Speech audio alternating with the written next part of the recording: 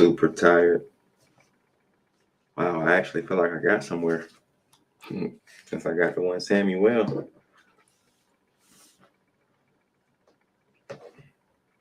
But got a lot to go.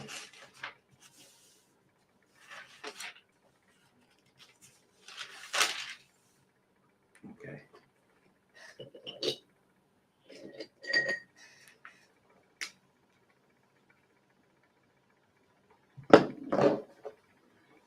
Okay, 1 Samuel 1. So it says, there was a certain man of Ramathaim, a Zuphite from the hill country of Ephraim. Did it say his name yet? No, didn't say his name. Whose name was Elkanah, son of Jeroham, son of Elihu, son of Tohu, son of Zuph. And Ephraimite, he had 2 wives. The name of the I remember this. The name of the one was Hannah, and the name of the other Peninnah. Peninnah had children, but Hannah had no children. Now this man used to go up year by year from his town to worship and to sacrifice to the Lord of hosts at Shiloh, where the 2 sons of Eli, Hophni and Phinehas, were priests of the Lord. I wonder if that's the same Phinehas that it spoke about in previous books. It probably is. So Sheena, 4. On the day when Elkanah sacrificed, he would give portions to his wife Peninnah and to all her sons and daughters. But to Hannah he gave a double portion, because he loved her, though the Lord had closed her womb. Her rival used to provoke her severely to irritate her, because the Lord had closed her womb. So it went on year by year. Man, I want to see it in Hebrew. Bad. What verse is that? 7? Yeah.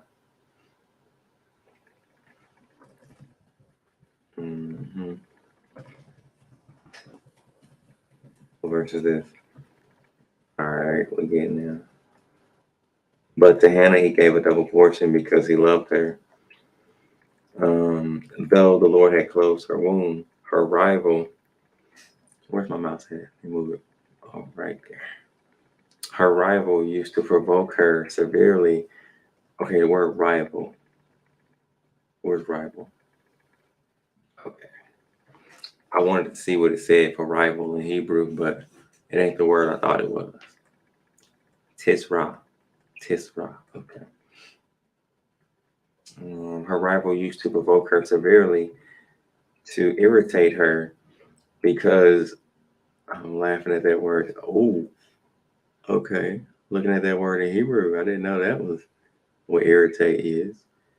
Okay. To irritate her, because the Lord had closed her womb. Because 7. So it went on year by year. Shana. Got it. Interesting. As often as she went up to the house of the Lord, she used to provoke her. Therefore Hannah wept and would not eat. Her husband Elkanah said to her, Hannah, why do you weep? Why do you not eat? Why is your heart sad? Labab. I remember certain words in Hebrew. Yarai? Sad? I didn't know that was for sad. Okay. Why is your heart sad? Am I not more to you than 10 sons? After they had eaten and drunk at Shiloh. Wow, Shiloh is almost similar in Hebrew. Shiloh in Hebrew is Shalah. That's easy. Okay, anyway, Hannah arose and presented herself. Wow, ain't none of that there. Wow, Lord ain't there either. Oh, man. Okay, anyway. So,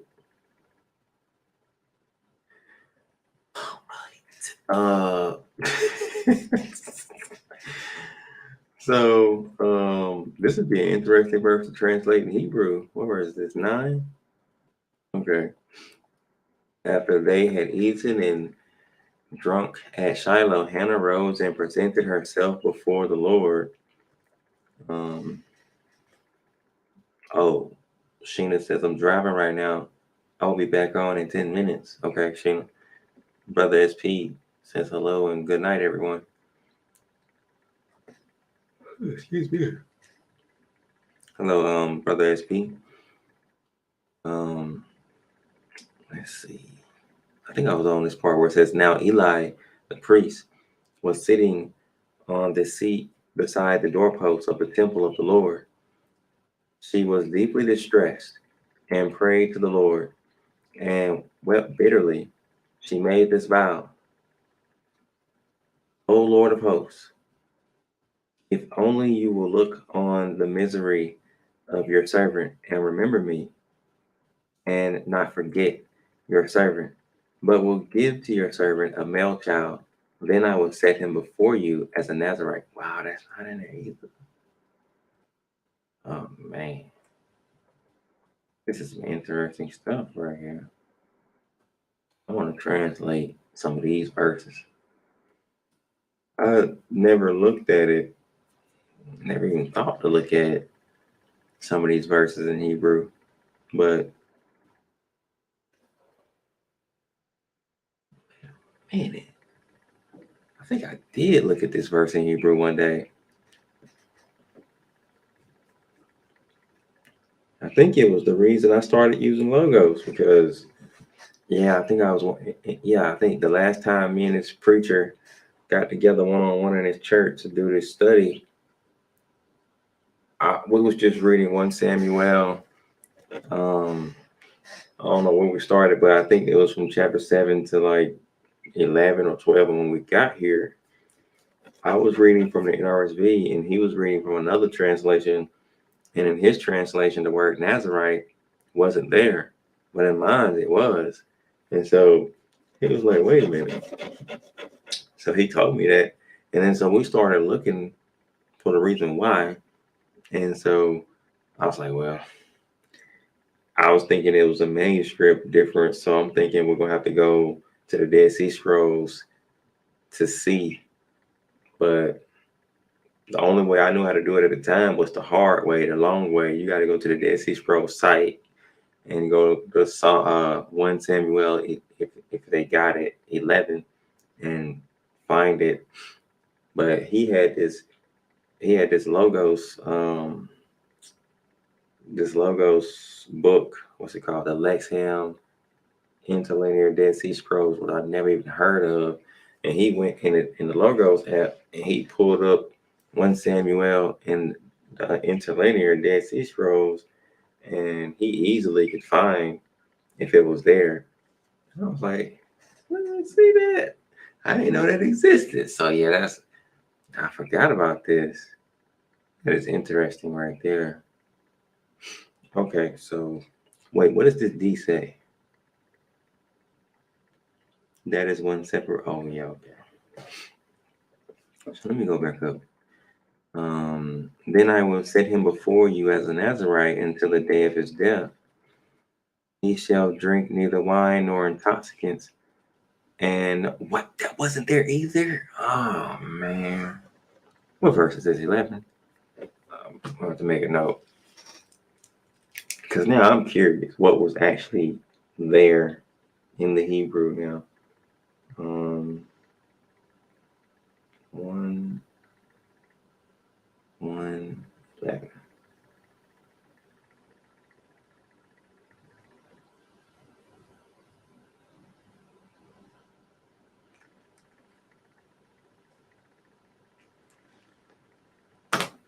Okay. Might do verse 9 too, but this got me real interested right here. Okay, what is the E? What is that? Compare Greek Qumran manuscript 122 MT Masoretic text, then I will give him to the Lord all the days of his life. Okay. Was there any more of those little? Okay, just check it. He shall drink neither wine nor intoxicants, and no razor shall touch his head. 12. As she continued praying before the Lord, Eli observed her mouth. Hannah was praying silently, only her lips moved, but her voice was not heard. Therefore Eli thought she was drunk. So Eli said to her, how long will you make a drunken spectacle of yourself? Put away your wine. But Hannah answered, no, my Lord, I am a woman deeply troubled. I have drunk neither wine nor strong drink, but I have been pouring out my soul before the Lord. Do not regard your servant as a worthless woman, for I have been speaking out of my great anxiety and vexation all this time. Then Eli answered, go in peace. Shalom. Peace. Go in peace. The God of Israel grant the petition. Shalom. Petition. Okay. Grant the petition you have made to him. And she said, let your servant find favor in your sight. Then the woman went to her quarters, ate and drank with her husband, and her countenance was sad no longer. They rose early in the morning and worshipped before the Lord. Then they went back to their house at Ramah. Elkanah knew his wife Hannah, and the Lord remembered her. What word is remembered? Zakar? Zakar. Okay, gotcha. That's an important word. Okay, and the Lord remembered her in due time. Hannah conceived and bore a son. She named him Samuel, for she said, I have asked him of the Lord. The man Elkanah and all his household went up to offer to the Lord the yearly sacrifice and pay his vow. But Hannah did not go up, for she said to her husband, as soon as the child is weaned, I will bring him, that he may appear in the presence of the Lord and remain there forever. I will offer him as a Nazarite. Wow, that's not there either. Okay, I got this right here. What verse is this? This is verse 22.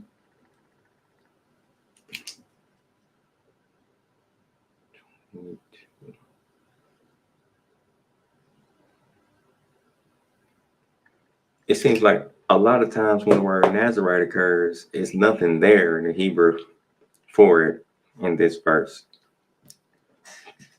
So far, that's what it seems like. I didn't know that. Okay, I will offer him as a Nazarite. What is the I? Just the meaning. Why would they put it there again if they already had it there above? Anyway, I will offer him as a Nazarite for all time. J, what's the J for?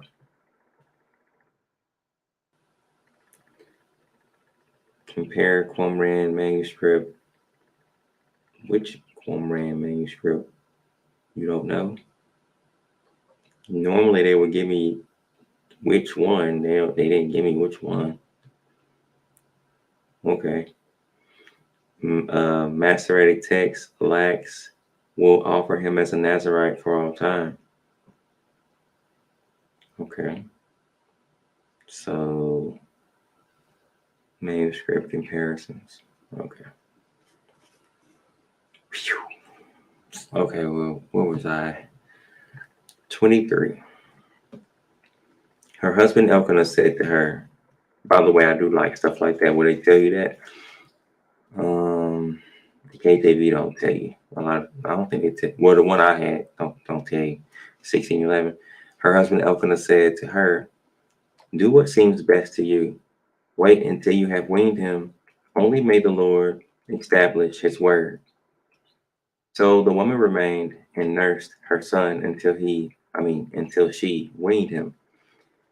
When she had weaned him, she took him up with her along with a 3-year-old bull and ephah.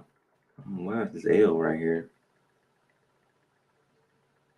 Qumran manuscript, Greek, Syriac, MT, 3 bull. Also, it's a manuscript variant. Goodness, it's a lot of those. Okay. So I guess depending on what manuscript you got, it could be 3 bulls or 1 bull. Either way, it was a bull. Okay, so where we at? And ephah of flour. Move this mouse over here. An ephah of flour and a skin of wine. She brought him to the house of the Lord at Shiloh, and the child was young. Yeah, that's what it says. And the child was young. It sucks that that's not in the Hebrew though. Well, anyway. Then they slaughtered the bull, and they brought the child to Eli. And she said, "Oh, my Lord, as you live, my Lord, I am the woman who was standing here in your presence, praying to the Lord. For this child I prayed, and the Lord granted me the petition that I made to him. Therefore, I have lent him to the Lord. As long as he lives, he is given to the Lord." She left him there for the Lord. What is the Greek? Compare Qumran manuscript in Greek at 2:11 MT, and he, well, Masoretic text, and he, that is, oops, I didn't mean to do that. Elkanah worshipped there before, so maybe it's another manuscript variant. I don't know. Okay. She left him there for the Lord. If I didn't read all that, chapter 2, Hannah's prayer. Man, it would be good right here. I remember this. Hannah be on it. Check this out. Watch this. So God didn't talk at all in that chapter. Okay. Oh, cross references with Luke. I didn't know that. Okay. I kind of want to see it. But I ain't gonna look. Wait, does it show me? Mary's song and praise. I didn't know Mary had a song. Did y'all know that? I didn't know that. Huh. I'm late. I guess I'm real late. But anyway, Hannah prayed and said,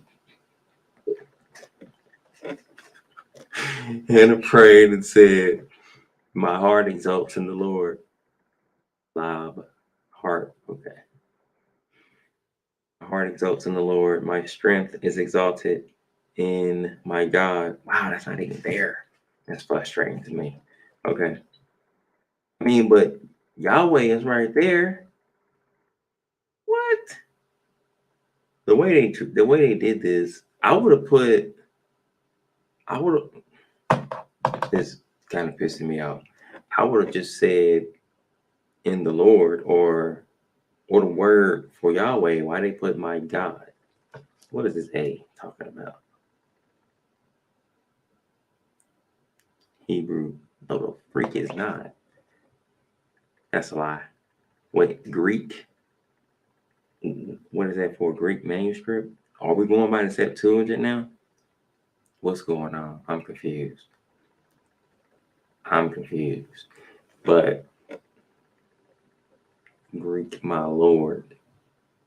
We got the Hebrew right here. Why don't we? I don't know. I don't know what's going on right there. But I wouldn't have translated it, my God, right there. I would have put what this word is in English. But anyway, that's how they did it. Weird. It's weird. That's wrong to me. even though it's referring to the true God, it seems, which is fine, but come on, man. I don't understand this one. Anyway, my mouth derides my enemies because I rejoice in my victory. There is no holy one like the Lord. Why? Okay, do you see that? Why they ain't just translate it as Lord above? Stupid. Then it says, no one besides you.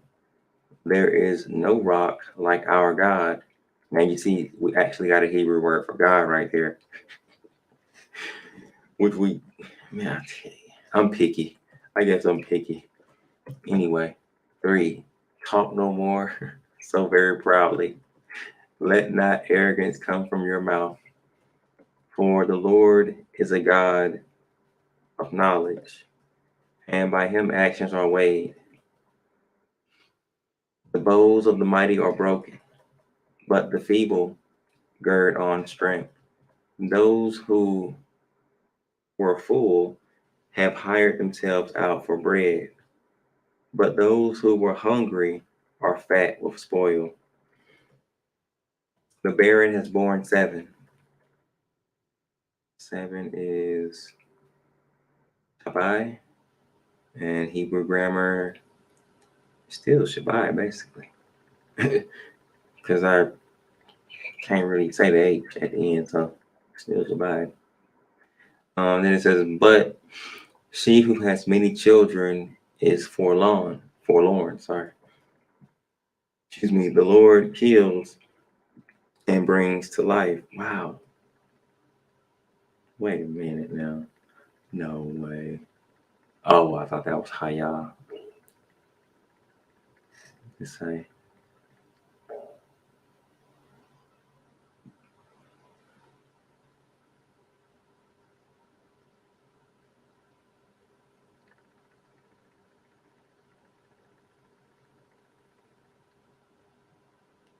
I guess we'll let that one pass.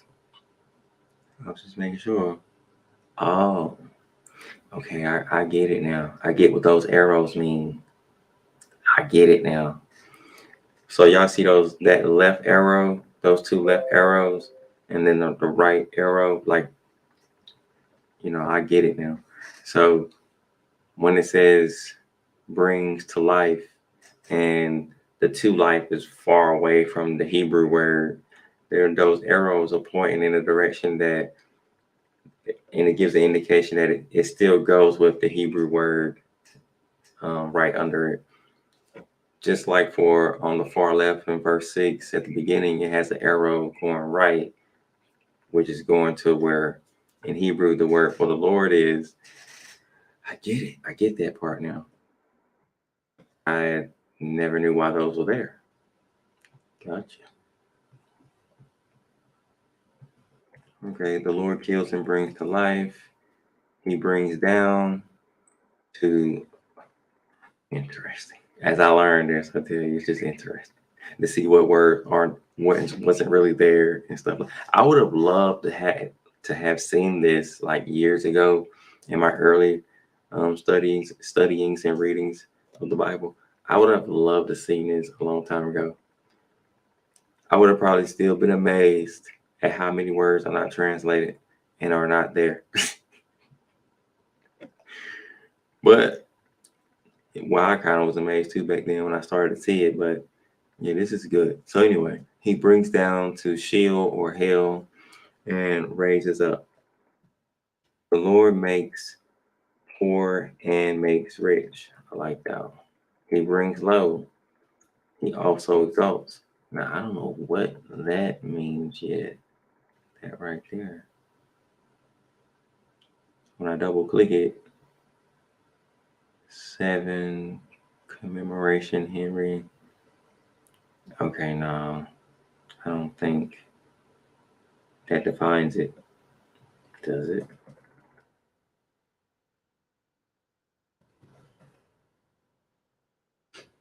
Mm-hmm. Maybe I'll figure it out one day. Okay, he brings low. He also exalts. He raises up the poor from the dust. He lifts the needy from the ash heap. He makes them sit with princes and inherit a seat of honor. For the pillars of the earth are the Lord's, and on them he has set the world. He will guard the feet of his faithful ones, but the wicked, I'm looking at the word in Hebrew for wicked. I was thinking it was something, but it's not. Because I know in Hebrew, Ra is evil, so I'm thinking, is it Ra? But it's close to Ra, but it's not. So anyway, but the wicked shall be cut off in darkness, for not by might does one prevail.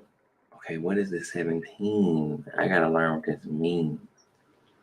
I'm gonna learn more. I gotta figure out what this stuff means. The Lord, his adversary. Oh, what is adversaries? It's not what I thought it was. Okay, the Lord, his adversaries shall be scattered. Wait, no word for that? Okay. The Most High will.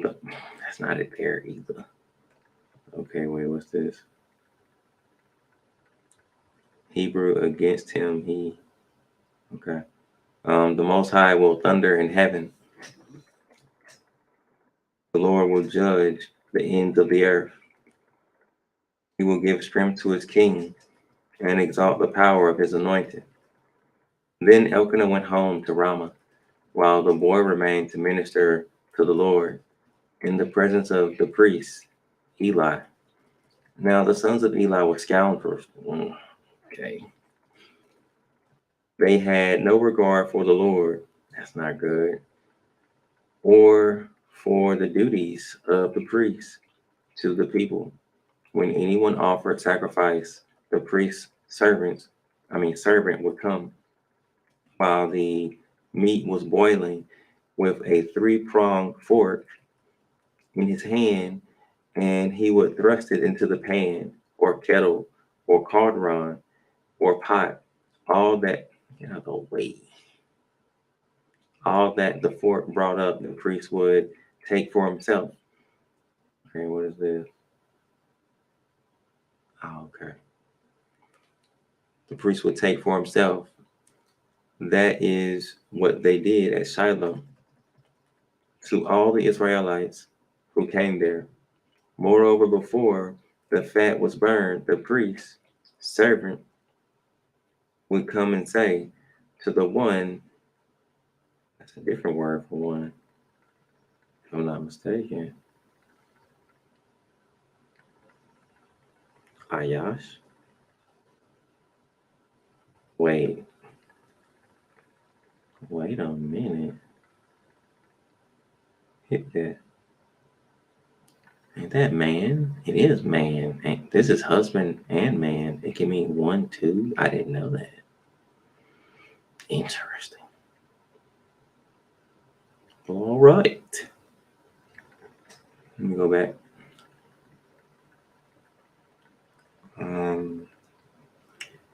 So let me go back a little bit. Before the fat was burned, the priest servant would come and say to the one who was sacrificing, "Give meat for the priest to roast, for he will not accept boiled meat from you, but only raw." And if the man, oh, now they translate the same Hebrew word as man. I never knew, well, I don't know if I knew, but I definitely just learned it. If I did know it before, but I always thought of Ayash as just man and husband. I didn't really know of any other definitions by heart. So anyway, 16, and if the man said to him, "Let them burn the fat first, and then take whatever you wish," he would say, "No, you must give it now. If not, I will take it by force." I wonder if that same word they use for rape. I don't know. Probably. Strength, force, violence.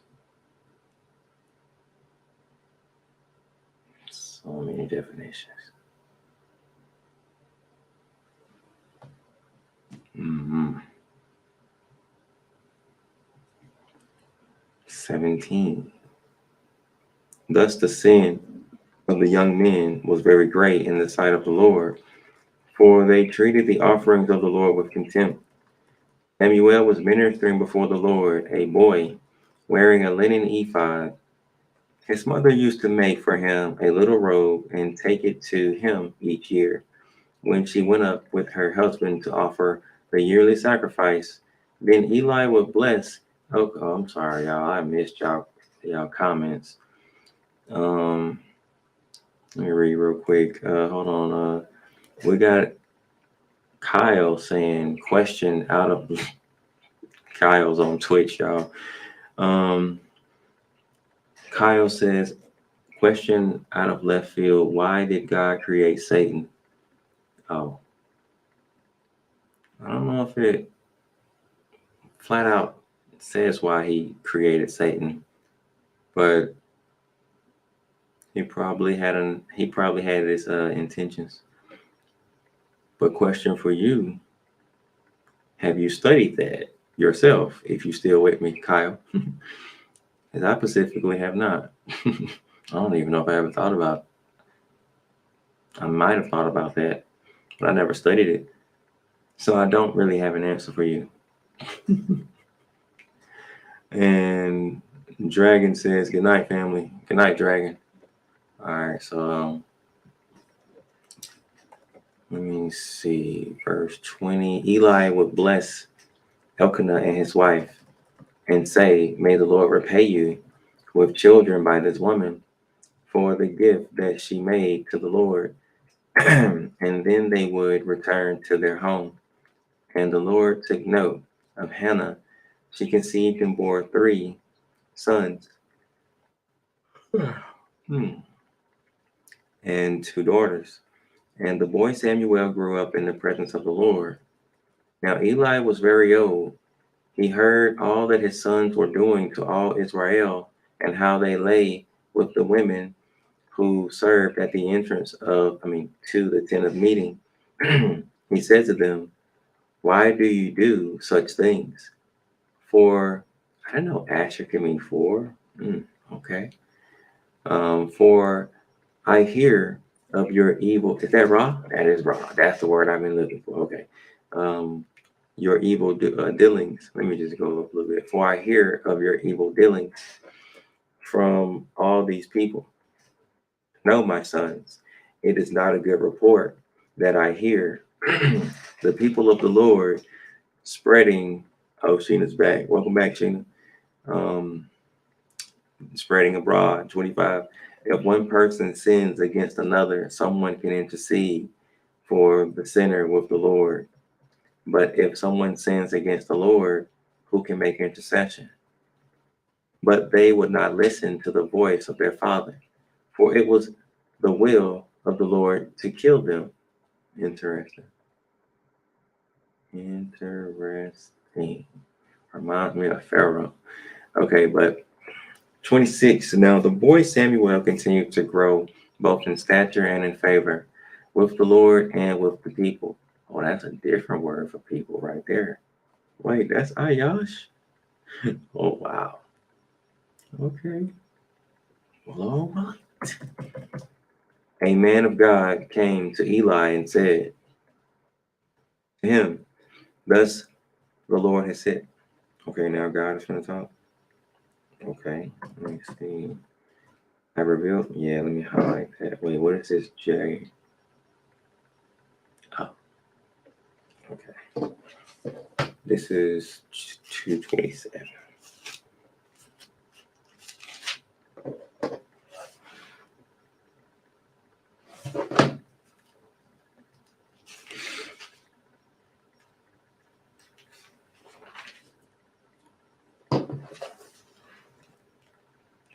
Thus the Lord has said, I revealed myself. I don't know where it stopped. And I was just talking about Pharaoh. Wow, that's interesting. Let me get rid of the Hebrew. So that was 27.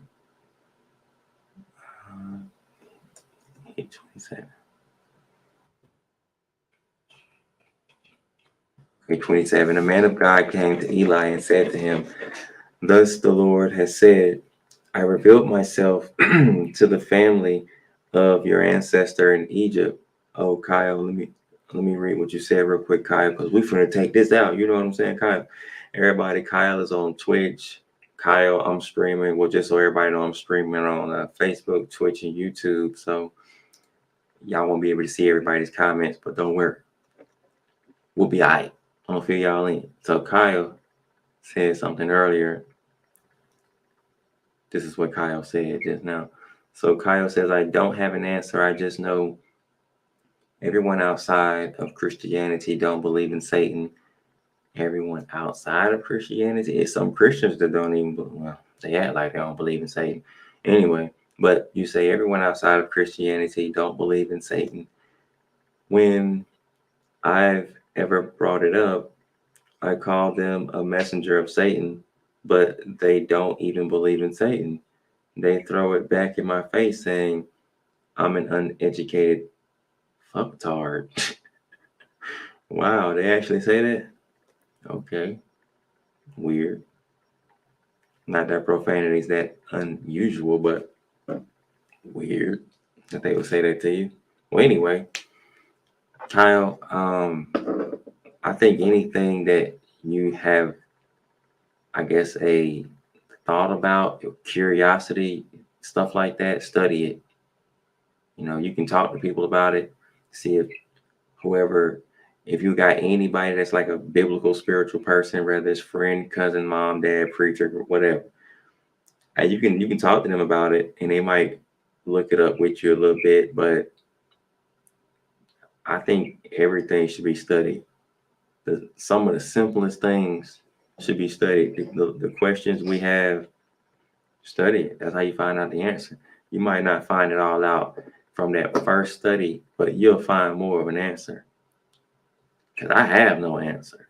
I absolutely don't know. So you're not going to get it from me. And all I can do is study it myself and recommend that you study it yourself. That way we'll find out. You know what I mean? Because that question, I don't know if anybody is really, I don't know if it's asked a lot. And if it is asked, I don't know if we find out the answers to that question. So I recommend you study it and find out. If you find out, and if you come back one day, you can let me know. Because I don't know. I know God made angels, but I don't know why.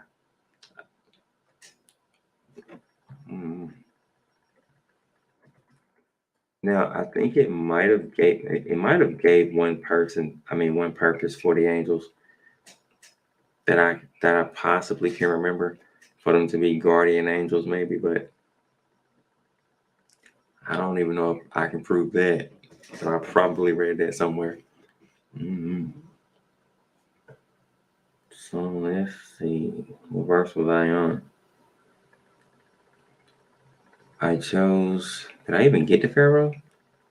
Yeah, I don't even know if I don't even think I did. So I'm gonna go back to 27. A man of God came to Eli and said to him, "Thus the Lord has said, I revealed myself to the family of your ancestor in Egypt when they were slaves to the house of Pharaoh.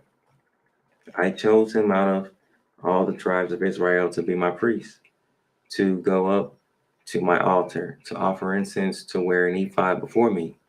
And I gave to the family of your ancestor all my offerings by fire from the people of Israel. Why then look with greedy eye at my sacrifices and my offerings that I commanded, and honor your sons more than me by fattening yourselves on the choicest parts of everything offered of my people Israel? Therefore, the Lord, the God of Israel, declares, I promised that your family and the family of your ancestors should go in and out before me forever. But now the Lord declares, excuse me, far be it from me. Oh, it's gonna be. This might be a change in the law, a transition right here. Sounds like God changed his mind. Okay, wait. Before I read further, I wanna and give it away. It sounds like it's going to be a change in the law, transition. So I'm gonna ask y'all as a trivia question. Maybe y'all know already, maybe you don't. But based on what we read so far, maybe y'all know. But answer for what you know honestly. Don't go look it up. Don't cheat. God knows everything. God can see everything. So don't cheat. Now I'm gonna just ask y'all, based on what we read, here's the question. Do you think God is about to change the law or make a change to this law? Because what we read was this. I'm gonna read it again and I'm gonna ask y'all, and y'all answer yes or no. Do you think it's about to be a change in the law or no? Those are the two. So you're either gonna get it right by 50%. I think yes, but I'm gonna read it again. Now look at what we're reading, right? So God starts talking in 27. I'm gonna read it again, and then we'll get the whole thing. But I want y'all to answer yes or no. Is God about to make a change in the law based on this? It says a man of God came to Eli, I'm starting at 27, and said to him, thus the Lord has said, I revealed myself to the family of your ancestor in Egypt when they were slaves to the house of Pharaoh. I chose him out of all the tribes of Israel to be my priest. This is 1 Samuel 1 Samuel 2, verse 27. I'm going to read down to about 30, but don't look further than 30, Sheena. Don't go further than that because I don't recommend you go to the chapter yet because I don't want you to see beyond it and see the whole answer yet. So just before you go to that chapter, just answer honestly for what you know. Don't cheat. Don't go look it up. So based on what this sounds like, just give your answer, yes or no. Do you think God is about to make a change in this law? I think yes. What do y'all think, yes or no? Now I'm gonna keep reading, and based on the context from what I'm gonna read, y'all give me y'all answer. To the best of your knowledge, don't cheat. And then we're gonna see who's right. So this is 1 Samuel 2, 27. I'm going on down. I'm at 28. So it says in 28, I chose him out of all the tribes of Israel to be my priest, to go up to my altar, to offer incense, to wear an ephod before me.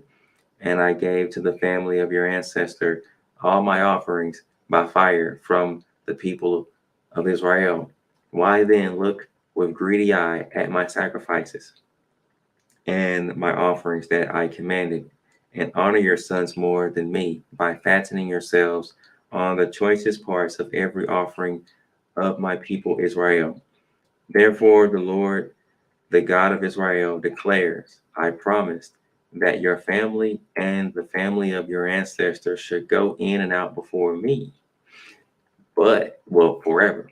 Go in and out before me forever. But now the Lord declares, far be it from me. Now that's all I'm gonna read. I'm gonna wait until y'all answer the question. So I say yes. I think right now, from the context and based on the history of how things like this go, it sounds like to me, God is about to change his mind and make a transition in this law based on the context and the history of how things like this happen. And that's just my opinion. You got my clues. My answer is yes. I think God is about to change this law or part in this law. I think it's about to be transitioned. But y'all can answer however you think this is going to go. Do you think yes, he's about to change this law, or no? Do you think he's going to keep it the same? One person already said no. Dragon says no. Whoever else wants to answer before I continue reading and we get the answer, to see what happens. Anybody else want to answer that? You got a 50% chance of getting it right. So while I'm waiting for y'all to answer, I'm gonna go get something to drink. I'll be back.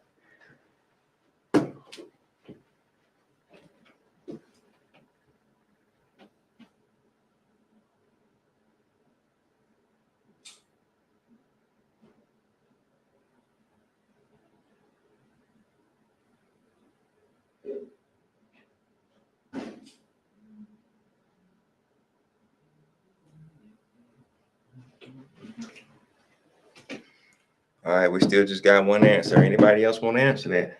I don't think nobody else gonna answer that. Well, Dragon, just you and me. Who got it right? We gonna see. Okay. So that was verse 30. Okay, so I'm gonna keep reading. Did somebody else answer that? Oh, Kyle. Oh, Sheena says no. Kyle says, I think it's about another topic though. Yeah, Kyle's, I don't know. Okay, Kyle, I'm gonna read that in a minute. Give me a moment. Let me keep going. I want to see what this say. So let's see. Far be it from me. Let me scroll up. For those who honor me, I will honor, and those who despise me shall be treated with contempt. See, a time is coming when I will cut off your strength and the strength of your ancestors' family, so that no one in your family will live to old age. Okay, no one in your family will live to old age. Then in distress you will look with greedy eye on all the prosperity that shall be bestowed on Israel. And no one in your family shall ever live to old age. The only one of you whom I shall not cut off from my altar shall be spared to weep out his eyes and grieve his heart. All the members of your household shall die by the sword. The fate of your two sons, Hophni and Phinehas, shall be the sign to you. Both of them shall die on the same day. I will raise up for myself a faithful priest, who shall do according to what is in my heart and in my mind. I will build him a sure house and shall go in and I'm sorry, I don't think I read that right. And he shall go in and out before my anointed one forever. Everyone who is left in your family shall come to implore him for a piece of silver or for a loaf of bread, and shall say, please put me in one of the priest's places. That is a little different. Sounds like. Then it says that I may eat a morsel of bread. Okay, that wasn't 100% clear to me. So I'm not sure if it changed or if it stayed the same, but I think I saw a small change. So I'm gonna read that one more time. So far, y'all, I can't tell you who's right or who's wrong.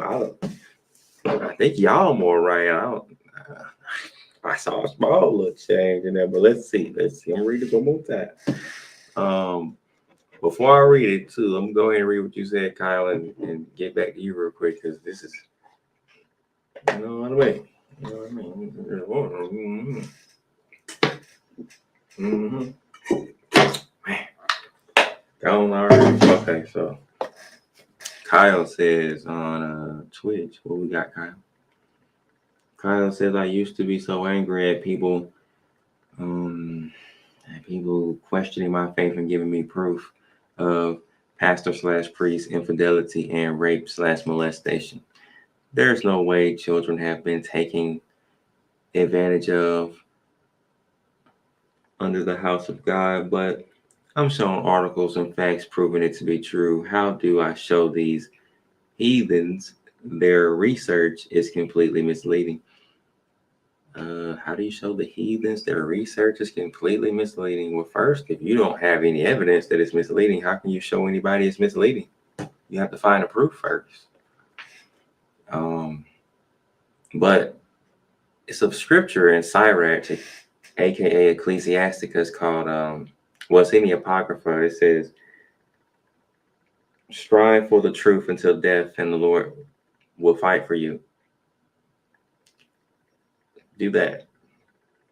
I don't know if you're gonna find the answers you're looking for, but then you got other scriptures that go with it. Matthew 7:7-8. Seeking you shall find, basically that. But if you read those scriptures, it basically says, seeking you shall find, and the rest of it. I don't want to say it because I might be wrong word for word on it, but the cross references basically indicate that if you search for what you're talking about to find the facts about that topic, then you might find it. Also, I would recommend you pray to God about that that you have success in that area, because he will allow it according to his will. And then pray about it, have faith, don't doubt that it will come to pass, and then go study it and find the facts. And then you said something about presenting it to him, I think. So yeah, then you'll have the evidence to show. I think that's all I got for you. Now let's read this. So it says 27. Let's see. Man, God spoke a lot here too. He spoke to the end of the chapter, didn't he? I think. Okay. So a man of God came to Eli and said to him, "Thus the Lord has said, I revealed myself to the family of your ancestor in Egypt when they were slaves to the house of Pharaoh. I told him out of all the tribes of Israel to be my priest, to go in, not to go in, to go up to my altar, to offer incense, to wear an ephod before me. And I gave to the family of your ancestor all my offerings by fire from the people of Israel.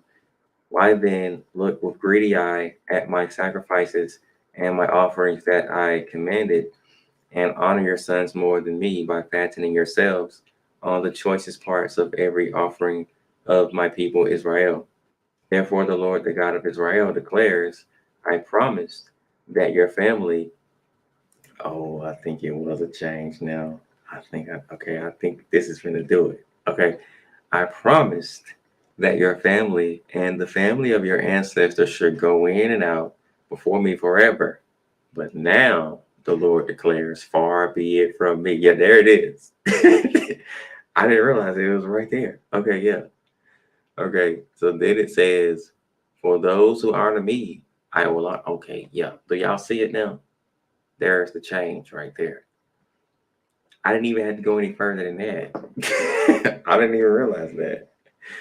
Okay, and then it says, well, he says, "Far be it from me, for those who honor me, I will honor, and those who despise me shall be treated with contempt.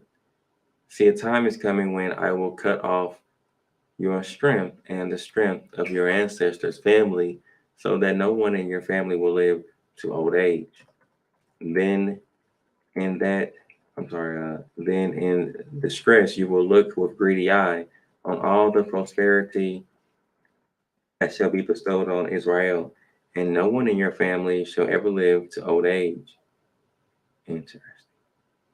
"Then only one of you, whom I shall not cut off from my altar, shall be spared to weep out his eyes and grieve his heart. All the members of your household shall die by the sword. The fate of your two sons, Hophni and Phinehas, shall be the sign to you. Both of them shall die on the same day. I will raise up for myself a faithful priest, who shall do according to what is in my heart and in my mind. I will build him a sure house, and he shall go in and out before my anointed one forever. Everyone who is left in your family shall come to implore him for a piece of silver or a loaf of bread, and shall say, Please put me in one of the priest's places, that I may eat a morsel of bread." That is different. Like, yeah, that's different. Yeah. Well, I see the change though. I do see a change. I just didn't know I had already read the change before I asked y'all the question. So I don't know if y'all caught it, and I don't know if y'all agree with me, but I did see a change. Did y'all see it? Did y'all catch it? It was in the first couple of verses. Hmm.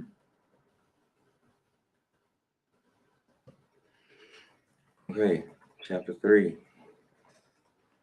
And my lower back. Sheesh. My lower back was bothering me earlier today, too. Okay. Man. Okay. Trying to work with it.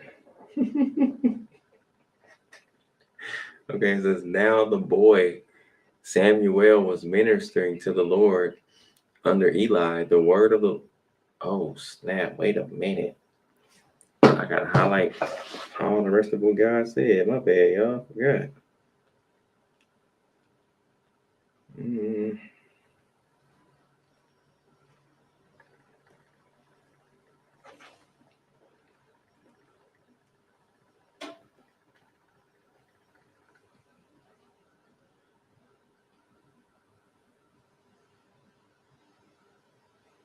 I never even heard. Well, I heard of that prophecy recently, but I never even looked. Not a lot of people talk about that prophecy either. How many people have y'all heard talking about that prophecy that we just read?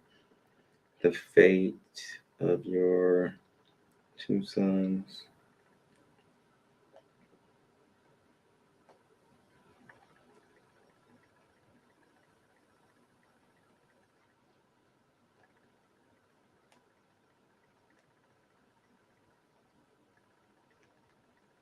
God did talk to the end. Okay, I'm ready. So it says the word of the Lord was rare in those days. Visions were not widespread at that time. Eli, whose eyesight had begun to grow dim, so that he could not see, was lying down in his room.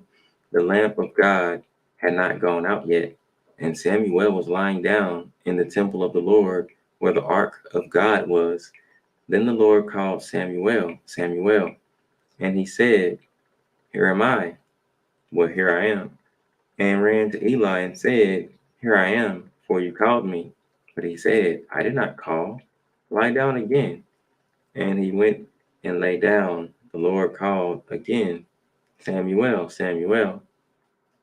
Um, Got up and went to Eli and said, "Here I am, for you called me." But he said, "I did not call, my son. Lie down again."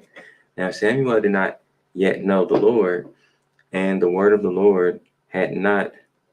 Do I need to highlight that? I do. I need to get that. Okay. Now Samuel did not yet know the Lord, and the word of the Lord had not yet been revealed to him. The Lord called Samuel again a third time, and he got up and went to Eli and said, "Here I am, for you called me." Then Eli perceived that the Lord was calling the boy. Therefore Eli said to Samuel, "Go lie down, and if he calls you, you shall say, 'Speak, Lord, for your servant is listening.'" So Samuel went and lay down in his place. Okay, let me highlight this real quick.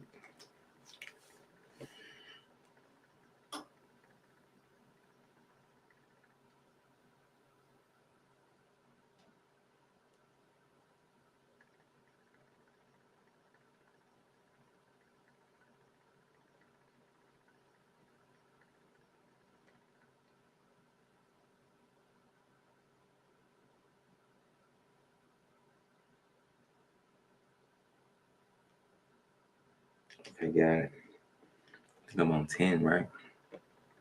Now the Lord came and stood there, calling as before, "Samuel, Samuel." And Samuel said, "Speak, for your servant is listening." The Lord said to Samuel, "See, I am." I gotta scroll down, y'all. My bad. I'm reading from the book too. See, I am about to do something in Israel that will make both ears of everyone who hears of it tingle. On that day, I will fulfill against Eli all that I have spoken concerning his house from beginning to end. For I have told him that I am about to punish his house forever for the iniquity that he knew, because his sons were blaspheming God. And he did not restrain them. Therefore, I swear to the house of Eli that the iniquity of Eli's house shall not be expiated by sacrifice or offering forever. Samuel lay there until morning. Then he opened the doors of the house of the Lord. So that was all. Okay, yeah, God is done talking. Yeah, okay. My bad. I had to make sure.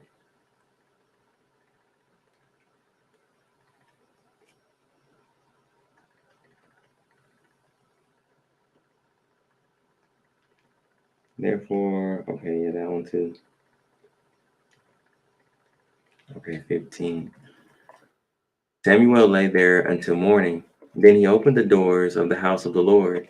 Samuel was afraid to tell the vision to Eli. Hold on, let me read this comment real quick. Dragon says on YouTube, I understand Samuel very well, just like my visions. Oh, okay. That's good. Okay, 16. But Eli called Samuel and said, Samuel, my son, he said, here I am. Eli said, what was it that he told you? Do not hide it from me. May God do so to you, and more also, if you hide anything from me of all that he told you. So Samuel told him everything and hid nothing from him. Then he said, it is the Lord. Let him do what seems good to him. So Samuel grew up. The Lord was with him and let none of his words fall to the ground. And all Israel from Dan to Beersheba knew that Samuel was a trustworthy prophet of the Lord. The Lord continued to appear at Shiloh, for the Lord revealed himself to Samuel at Shiloh by the word of the Lord. And the word of Samuel came to all Israel. Oh, dang. I didn't realize chapter 4 was. All right. Well, chapter 4, you know what I'm saying? Okay. It says, in those days, the Philistines. Let me drink this water real quick. You know what I'm saying?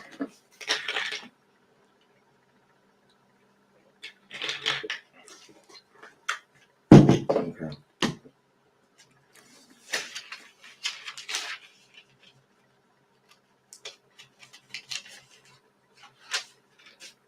Okay. Okay, in those days, the Philistines mustered for war against Israel. What is this C talking about? Greek, Hebrew, lacks in those days, the Philistines mustered for war against Israel. Good to know. Good to know. Okay. Against Israel, and Israel went out to battle against them. They encamped at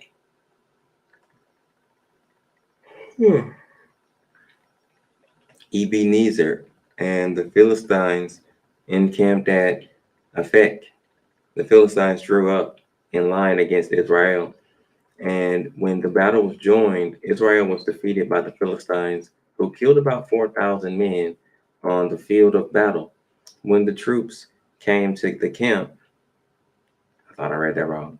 The elders of Israel said, why has the Lord put us to rout today before the Philistines?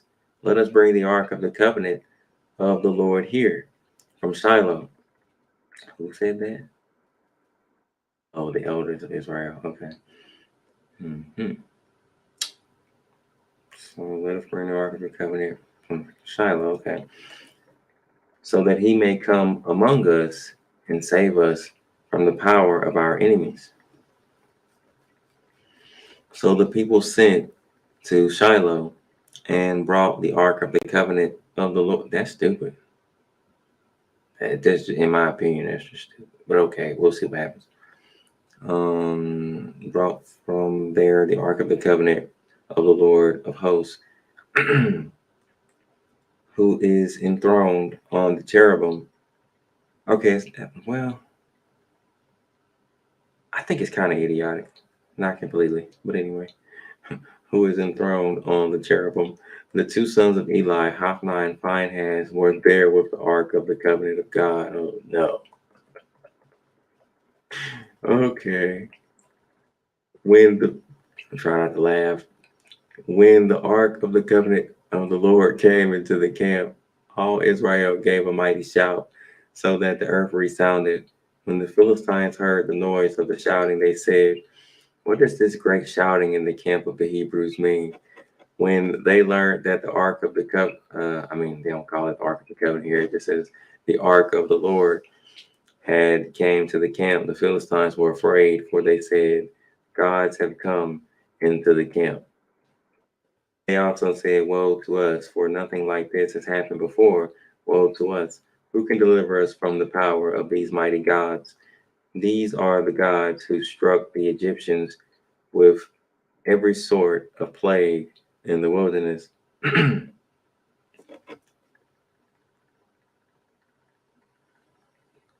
Dragon says, um, I see what you're saying. Brother sounds funny to me and crazy. Yeah. And they kind of make it sound like, by this context too, the Philistines, they wasn't afraid before, but now the ark is there. Now the Philistines are saying, woe to us. So it's kind of making it seem like this idol is replacing the true God, which that's just what it sounded like to me, which I don't like. And I don't know if God is gonna, you know, I don't know if God is gonna be with Israel because of all this. But mm, I don't know. Where was I at? Woe to us. I'm gonna start at 8. So it says, woe to us, who can deliver us from the power of these mighty gods? These are the gods. And then think about it. The Ark of the Covenant has what on it or in it? I'm gonna say on it. What is it made out of? You got an angel on one side, an angel on another side, and God is not in it at all. Like, the gold, like God isn't. There's no image of God. It's just the angels. So that I know of, it could be more, but that's all I remember, right? So they're saying these are the gods who struck the Egyptians with every sort of plague in the wilderness.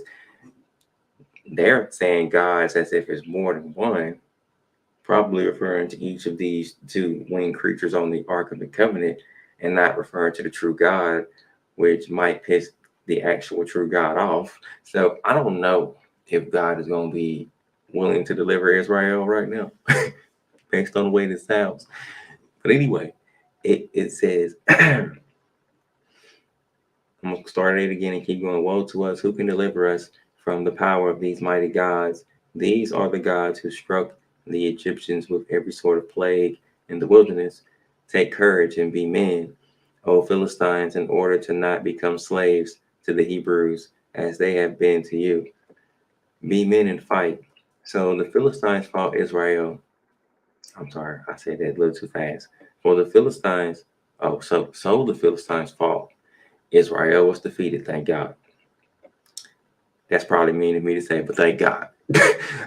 Just due to the context and the circumstances of war, all this just didn't sound right to me. So I'm like, thank God. Okay. If they didn't involve the Ark of the Covenant, I wouldn't have said that. I wouldn't have been against it. But since they did that, that just didn't seem right to me. So I'm like, thank God. Okay. But anyway, Dragon said, sent all the way to Shiloh for fallen angels to look. For fallen angels, it looked to me. Oh, okay. Yeah, just didn't sound right to me. But so Israel was defeated in 10, and then it says, and they fled, everyone to his home.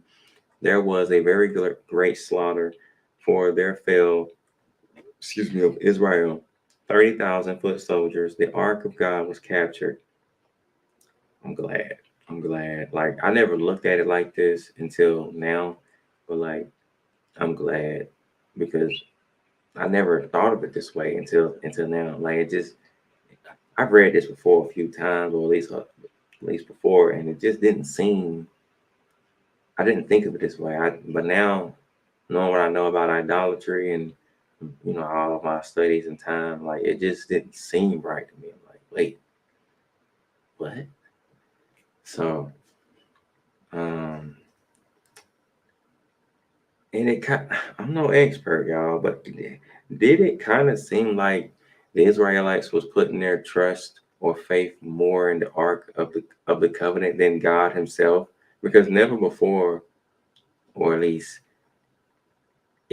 before in the past, it didn't matter whether they had the Ark of God with them or not to do wars. Why now? Like, why all of a sudden now do you need to go get the Ark?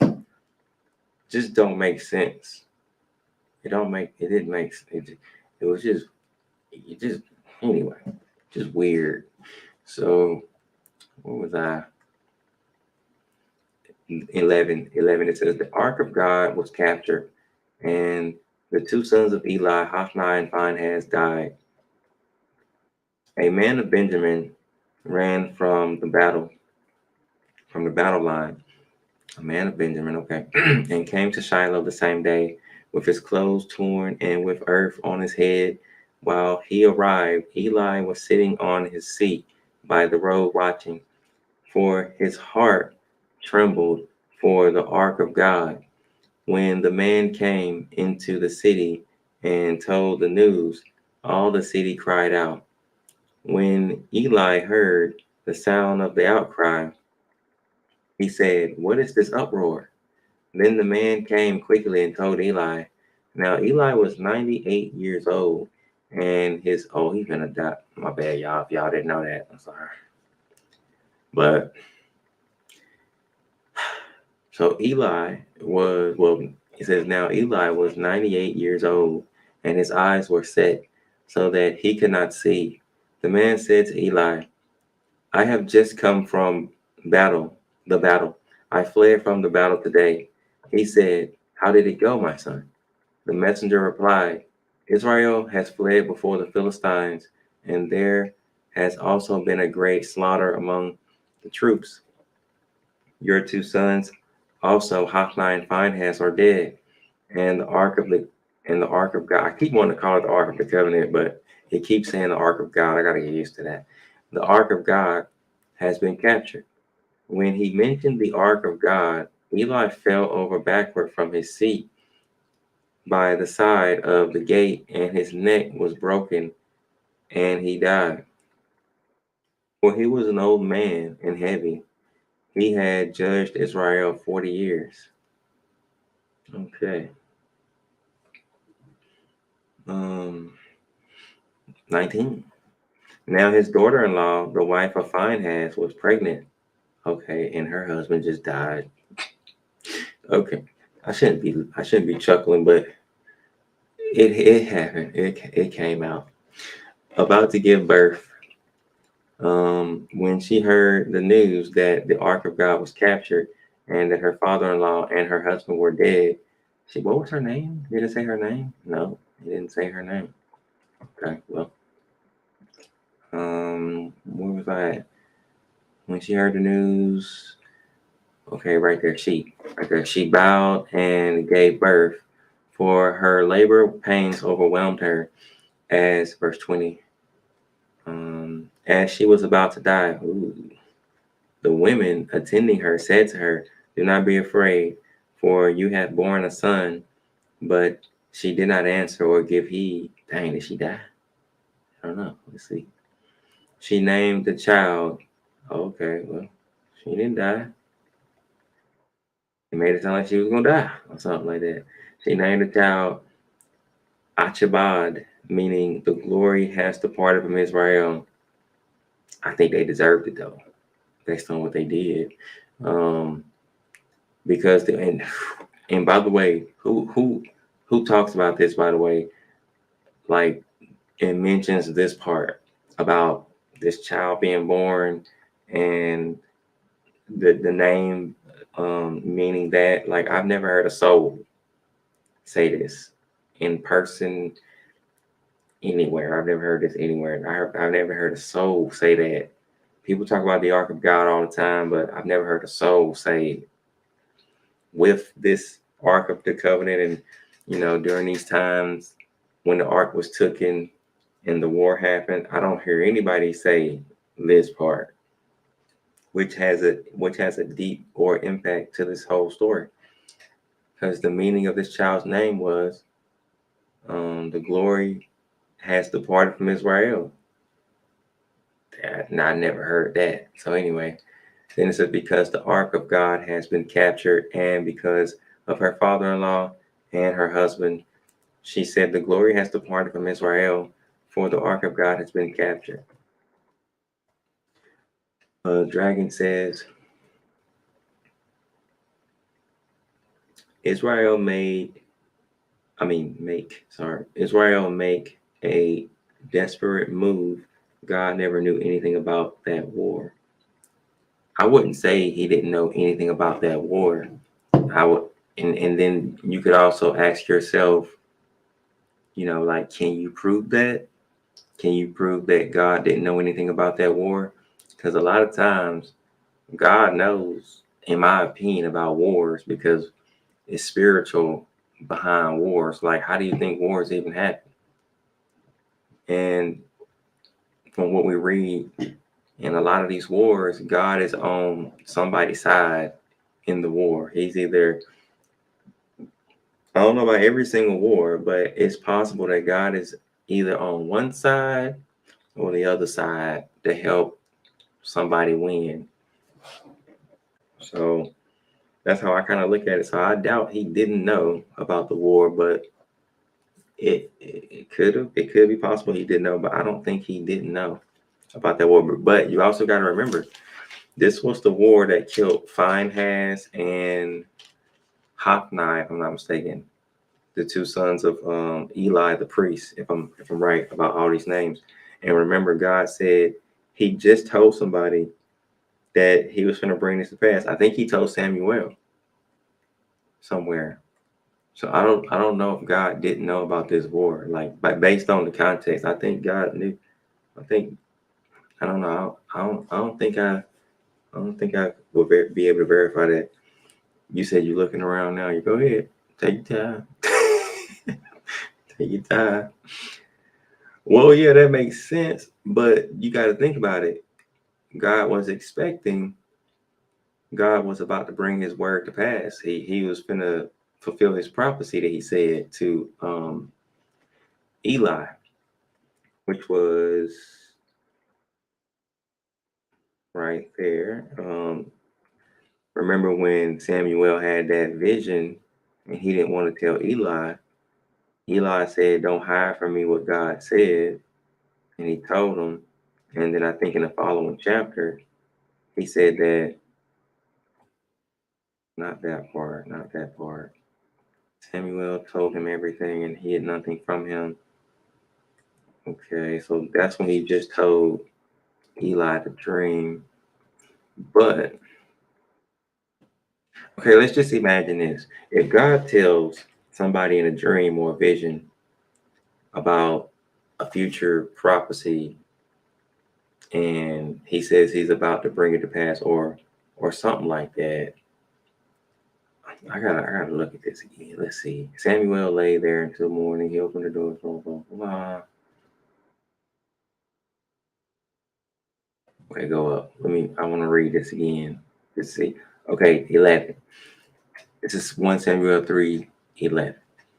Then the Lord said to Samuel, "See, I am about to do something in Israel that will make both ears." This is the second time I think that God is going to say that he is going to punish Eli's house. Because he said it in the I think the chapter right before it, but he's telling Samuel now. So he says in 11, then the Lord said to Samuel, "See, I am about to do something in Israel that will make both ears of anyone who hears of it tingle. On that day, I will fulfill against Eli all that I have spoken concerning his house from beginning to end." So consider that, right? Now, God already said previously that he was going to do punishment to Hophni and Phinehas previously, already. Now he's saying it again, if I'm not mistaken, probably with more information, maybe. But he's telling Samuel. And if God is saying that on that day, I will fulfill against Eli all that I have spoken, don't you think God will be aware of that war that day? Because he's about to fulfill what he said he was going to do. So don't you think by this context and information that God will know about this war? Don't you think he has set it up? And let's just say he didn't set it up. He's gonna know. He's gonna know because this is the way that they were killed. He was involved somehow. They might not say that God knew about it, but I think we can assume he knew about it based on the context. And then the fact that those two died in that war, and the prophecy was, if not all of it, some of it was fulfilled. So how did he know?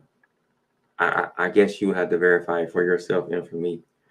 And I don't know. I don't see how he didn't know, especially since he was about to fulfill something he said.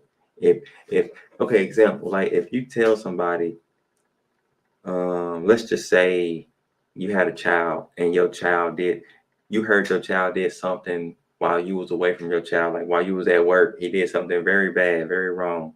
Like he hit a girl, or he did something wrong to a girl that he shouldn't have did, or just something very, very out of the character, out of his character and wrong, that you as a man and him as a child, and you teaching him right from wrong, he should have knew better not to do it. So in your mind, he's gonna get punishment when you see him. As soon as y'all get to a place, he's gonna get it, right? And you done told people, when I see him, it's on, or like, I'm gonna get him. So whoever's around you that knows about this knows what to expect when you see your child. And imagine it's similar to this prophecy that God said. God said, I'm gonna punish your kids for what they've done, and blah blah blah. And then now back to the story. So you see your kid after he did this, right? And you done told these people, when you see them, it's on, you're gonna get them. And that's what you do. You fulfill what you said, and you get them. So based on that context and information and story, how is the person who was going to fulfill what he said to somebody when they saw him and got the opportunity, how was that person not going to be involved or know about it? You get what I'm saying? It's kind of like if God is saying that these two right here are going to die on the same day, based on all this and all that, and then he tells Samuel something similar, and he says, this is about to go down, basically. And how is he not gonna know about this war? You get what I'm saying? This is the way that he punished them. This is the way he was bringing it to pass. I don't see how he didn't know. You get what I'm saying? And you said, Sheena says true, and then you said they sinned for the ark. Eli died for it. Well, but how does that verify what you said above? Like, remember when you said that, you said, I think it was when you said Israel make a desperate move. I mean, if I said it right, Israel make a desperate move. God never knew anything about that war. That last part, you said God never knew anything about that war. How didn't he know? That's what I'm saying. Like, I don't think you can verify he didn't know based on the context. I think he knew. And I think he was right to not, save Israel or a portion of Israel that day. It seemed like they was trusted in the ark, which is an idol, over God himself. Why would he save them? It doesn't make sense to me. How did he know? You get what I'm saying? Like, I just don't see it. I don't see it. But hey, if you can verify it, then you can show it, or when you get it, let me know, because I don't see it. You say God wasn't on their side. Yeah, I know. They didn't deserve to have God on their side for their actions. But based on everything you're saying, doesn't that prove that God knew about it? That he knew about the war? You saying he didn't know about the war. How didn't he know? Based on all you saying. You get what I'm saying? How didn't God know? You can even go back to Exodus 32 when Moses was in the mountain getting the commandments, and Joshua was waiting for him up there. And all Israel went to Aaron and the elders and said, make for us a God, make gods for us. We don't know what happened to Moses. Everybody, well, only Joshua, Moses was away from everybody else. The elders and Aaron and all of them was lower, and they didn't go as high up in the mountains. So the only two that couldn't be blamed for it was Joshua and Moses, because they didn't know. And while God was talking to Moses, God found out, or it seems like God found out what happened, and he told Moses, go down. The people have turned from me quickly. They have started worshiping the calf. And this sounds similar to what just happened right here. So how did he know? I don't see it. I don't see it. I don't know. But I know he knew something. That's what I do know. Well, anyway.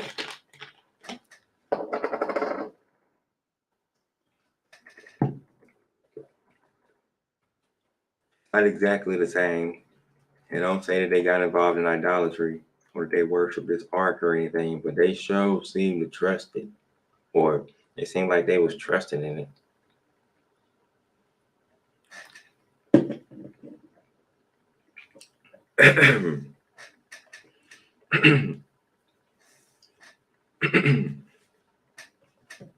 Okay, I think this is where it was, right?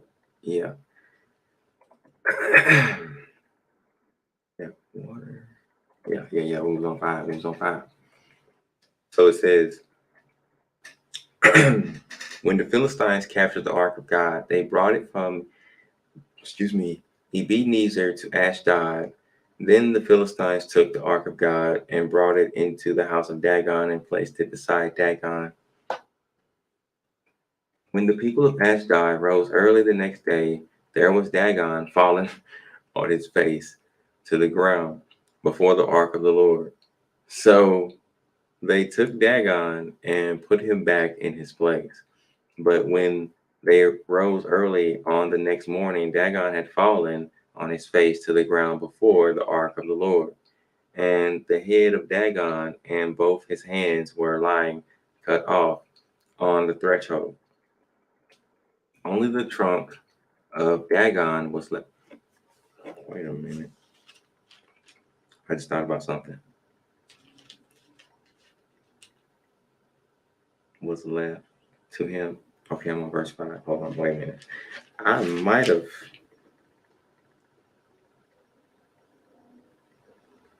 Samuel lay there.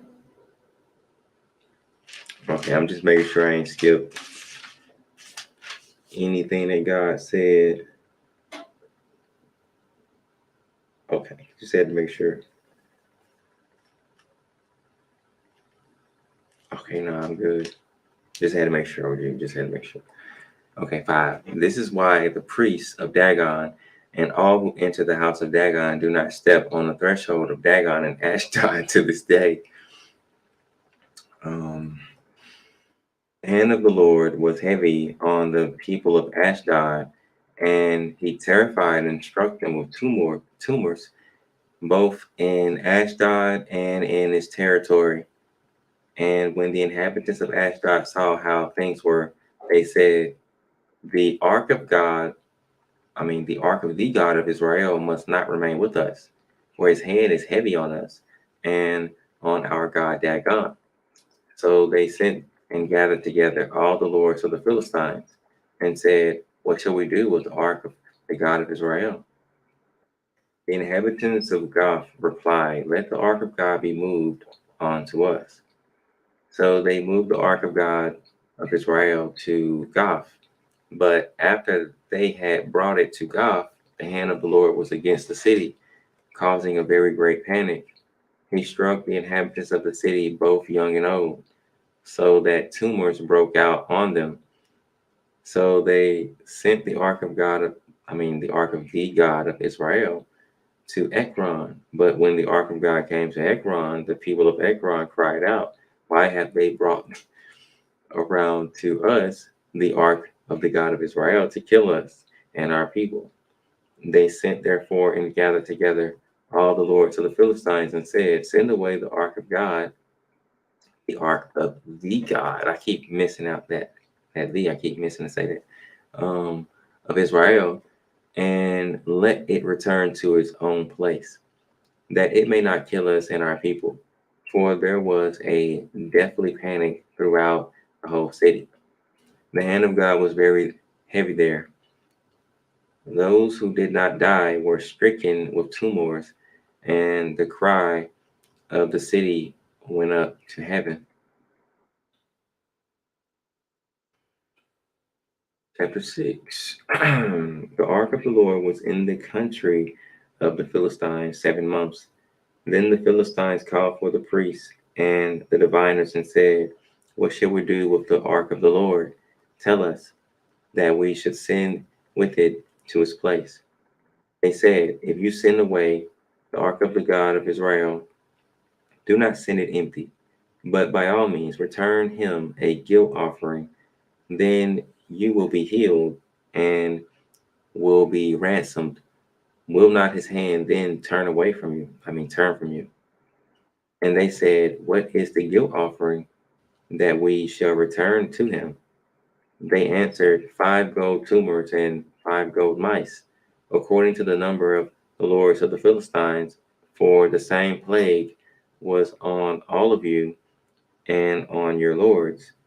So you must make images of your tumors and images of your mice that ravage the land, and give glory to the God of Israel. Perhaps he will lighten his hand on you and your gods and your land. Why should you harden your hearts as the Egyptians and Pharaoh hardened their hearts after he had made fools of them? Did they not let the people go? And they departed. Now then, get ready a new cart and 2 milch cows that have never been born, a yoke and a yoke of cows to the cart. But take their calves home away from them. Take the ark of the Lord and place it on the cart, and put it in a box, and its side the figures of gold which you are returning to him as a guilt offering. Then send it off and let it go its way, and watch if it goes up on the way to his own land, to Beth Shemesh. Then it is he who has done it. Then it is he who has done us this great harm. But if not, then we shall know that it is not his hand that struck us. It happened to us by chance. The men did so. They took 2 milk cows and yoked them to the cart. And I like the way they say that, and yoked them to the cart. Interesting, since I know what yoke means now. All right. And shut up their calves at home. They put the ark of the Lord on the cart, and the box with the gold mice, and the images of their tumors. The cows went straight in the direction of Beth Shemesh along one highway. Lowing as they went, they turned neither to the right nor to the left, and the lords of the Philistines went after them as far as the border of Beth Shemesh. Now the people of Beth Shemesh were reaping their wheat harvest in the valley. When they looked up and saw the ark, they went with rejoicing to meet it. The cart came into the field of Joshua of Beth Shemesh and stopped there. A large stone was there. So they split up the wood of the cart and offered the cows as a burnt offering to the Lord. The Levites took down the ark of the Lord and the box that was beside it, in it, not in it, in which were the gold objects, and set them upon the large stone. Then the people of Beth Shemesh offered burnt offerings and presented sacrifices on that day to the Lord. When the 5 lords of the Philistines saw it, they returned that day to Ekron. These are the gold tumors which the Philistines returned as a guilt offering to the Lord: one for Ashdod, one for Gaza, one for Ashkelon, one for Gath, and one for Ekron. Also the gold mice according to the number of all the cities of the Philistines belonging to the 5 lords, both fortified cities and unwalled villages. The great stone beside which they set down the ark of the Lord is a witness to this day in the field of Joshua of Beth Shemesh. The descendants of Jeconiah did not rejoice with the people of Beth Shemesh when they greeted the ark of the Lord, and he killed 70 men of them. The people mourned because the Lord had made a great slaughter among the people. Then the people of Beth Shemesh said, Who is able to stand before the Lord, this holy God? To whom shall he go, so that we may be rid of him? So they sent messengers to the inhabitants of Kiriath Jearim, saying, the Philistines have returned the ark of the Lord. Come down and take it up to you. Chapter 7, like that last part just came out of nowhere. I'm like, okay, all right. But 7, it says, and the people of Kiriath, this might be my last chapter, y'all. But I'm not sure. We'll see. But it says the people of Kiriath Jearim, came and took up the ark of the Lord and brought it to the house of Abinadab on the hill. They consecrated his son Eleazar to have charge of the ark of the Lord from the day that the ark was lodged at Kiriath Jearim. A long time passed, some 20 years, and all the house of Israel lamented after the Lord. Then Samuel said to all the house of Israel, if you are returning to the Lord with all your heart, then put away the foreign gods and the Astartes from among you. But this just makes me think right here.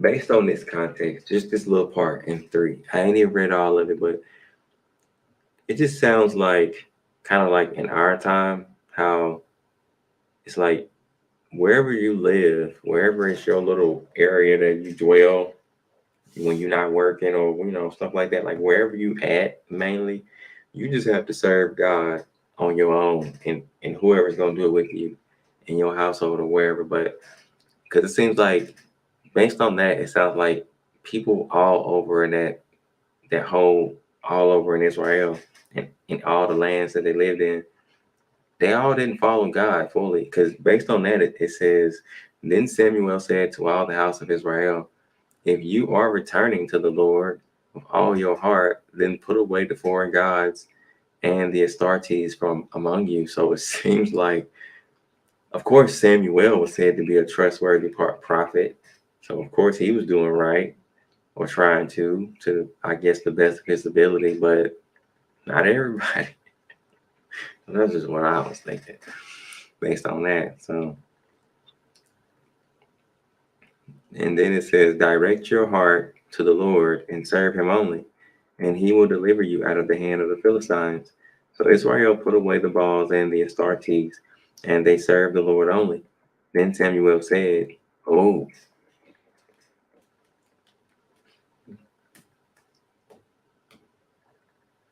okay, I had to do it one more time. Okay, now, y'all remember what we was just reading, right? How Israel went to war and they lost.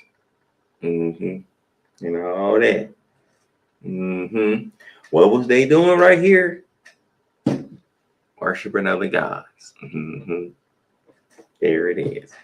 So that's another reason that they probably was also getting killed and God wasn't with them, because they was not fully faithful to God. So bam, there it is. Okay, so anyway, what was right? Then Samuel, I'm in 5, yeah. Then Samuel said, gather all Israel at Mizpah, and I will pray to the Lord for you. So they gathered at Mizpah, and Shane, I see what you said. So they gathered. Making me laugh. So they gathered at Mizpah and drew water and poured it out before the Lord. They fasted that day and said, we have sinned against the Lord. You so did.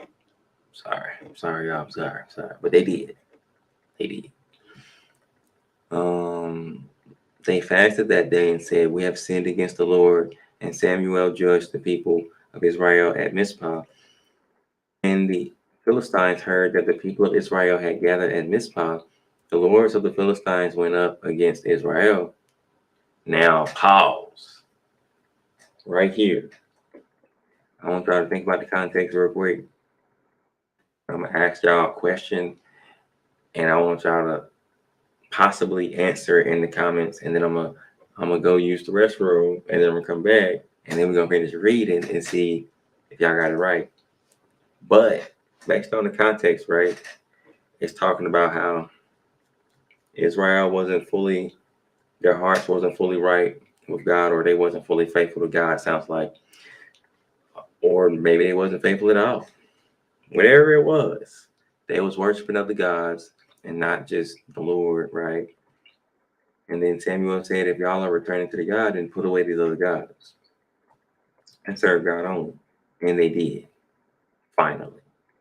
And then in 5, it says, then Samuel said, gather all Israel at Mizpah, and I will pray to the Lord for you. So they gathered at Mizpah and drew water and poured it out before the Lord. They fasted that day and said, we have sinned against the Lord. And Samuel judged the people of Israel at Mizpah. Then the Philistines heard about it, and they was gathered, and they went, and they was gonna have war, right?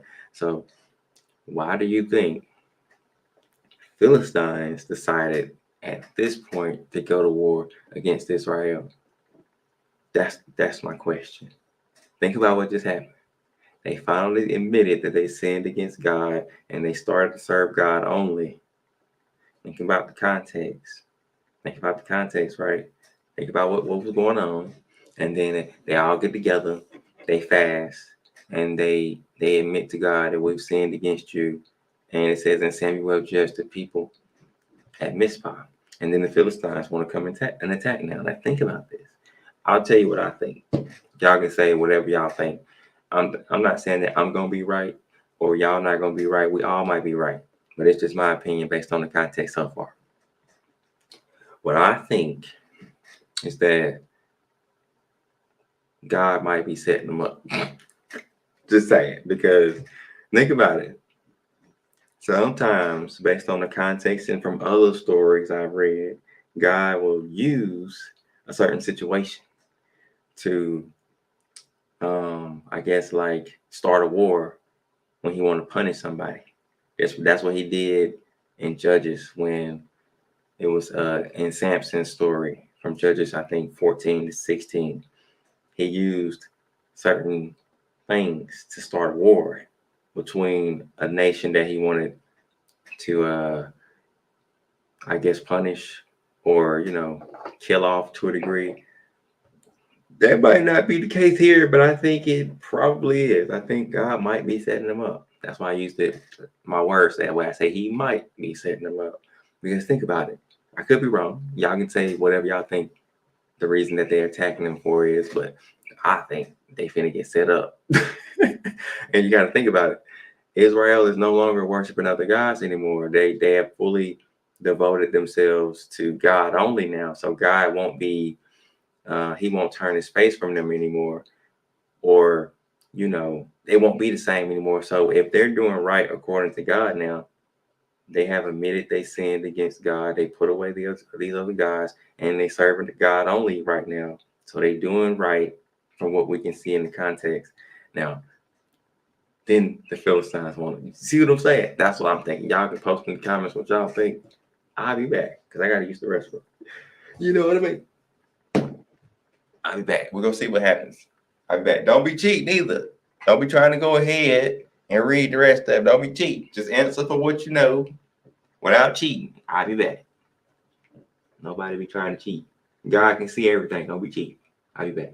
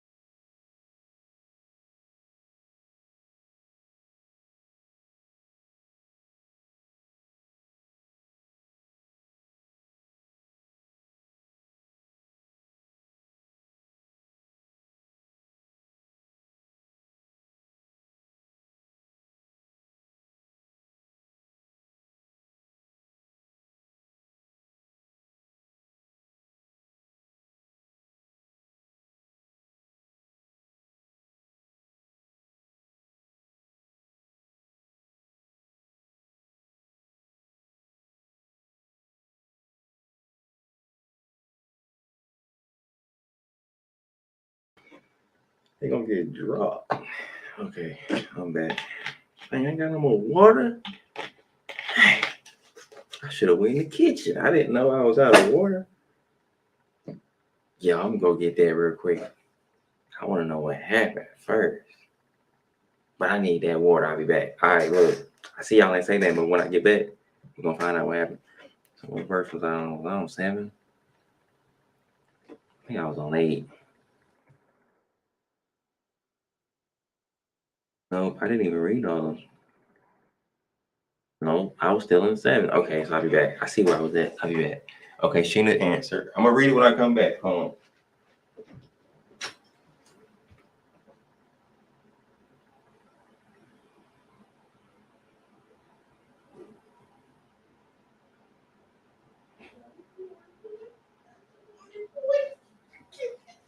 Watch out. Watch out, little dude. Watch out, little dude. Get out the way, boy. I'm gonna read what Sheena said, boy. Okay, I'm on 1 Samuel 5:7. Yeah, 5:7. Okay, Sheena said, Sheena and Dragon answered. Let's see what y'all got. Okay, Sheena said, I think they will be tested, but not by God. Dragon says, Philistines know once God is with Israel, it's game over. Okay, y'all. Let's see what's gonna happen. You know what I'm saying? I think the Philistines finna get dropped. All right. Let's say verse 7. It says, when the Philistines heard that the people of Israel had gathered at Mizpah, the lords of the Philistines went up against Israel.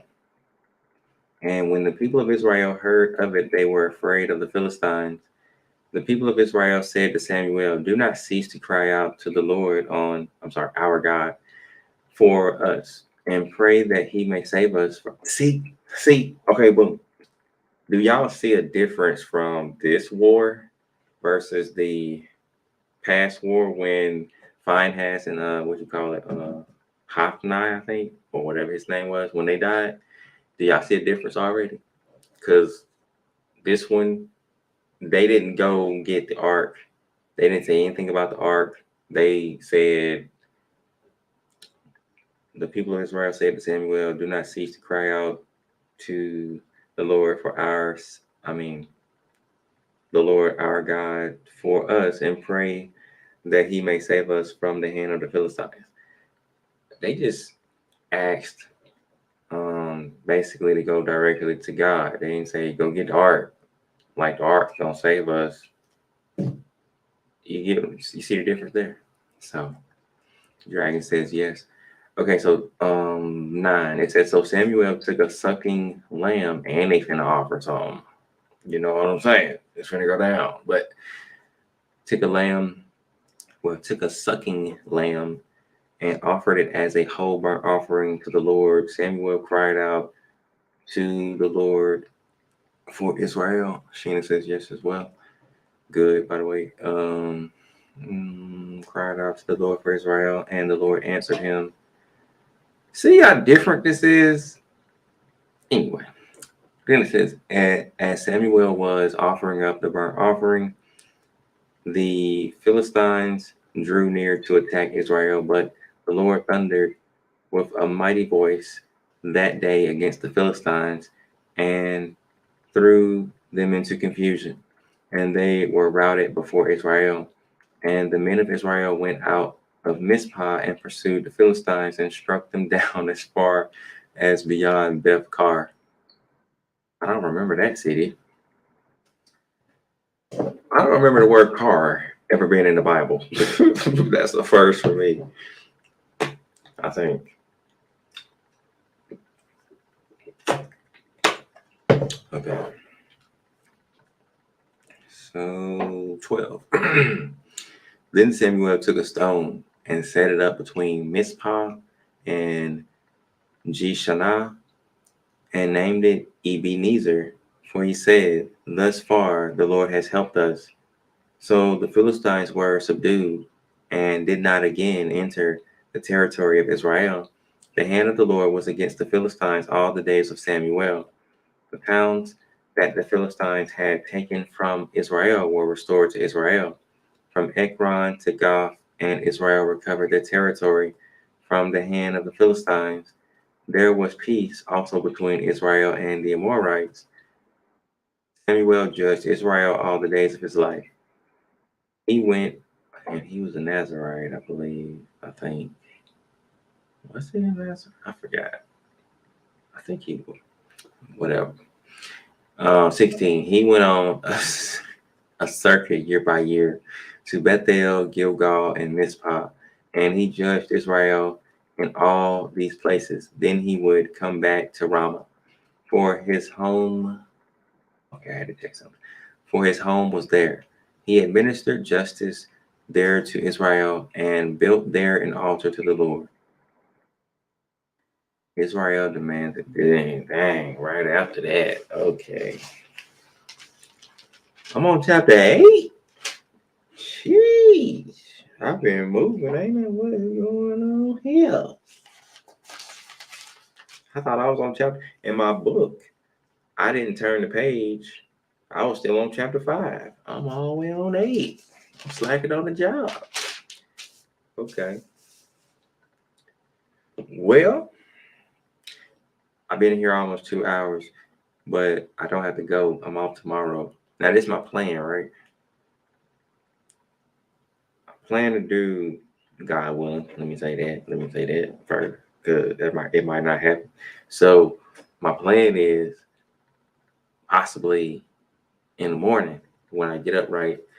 My plan is to do a marathon of reading, but I don't know.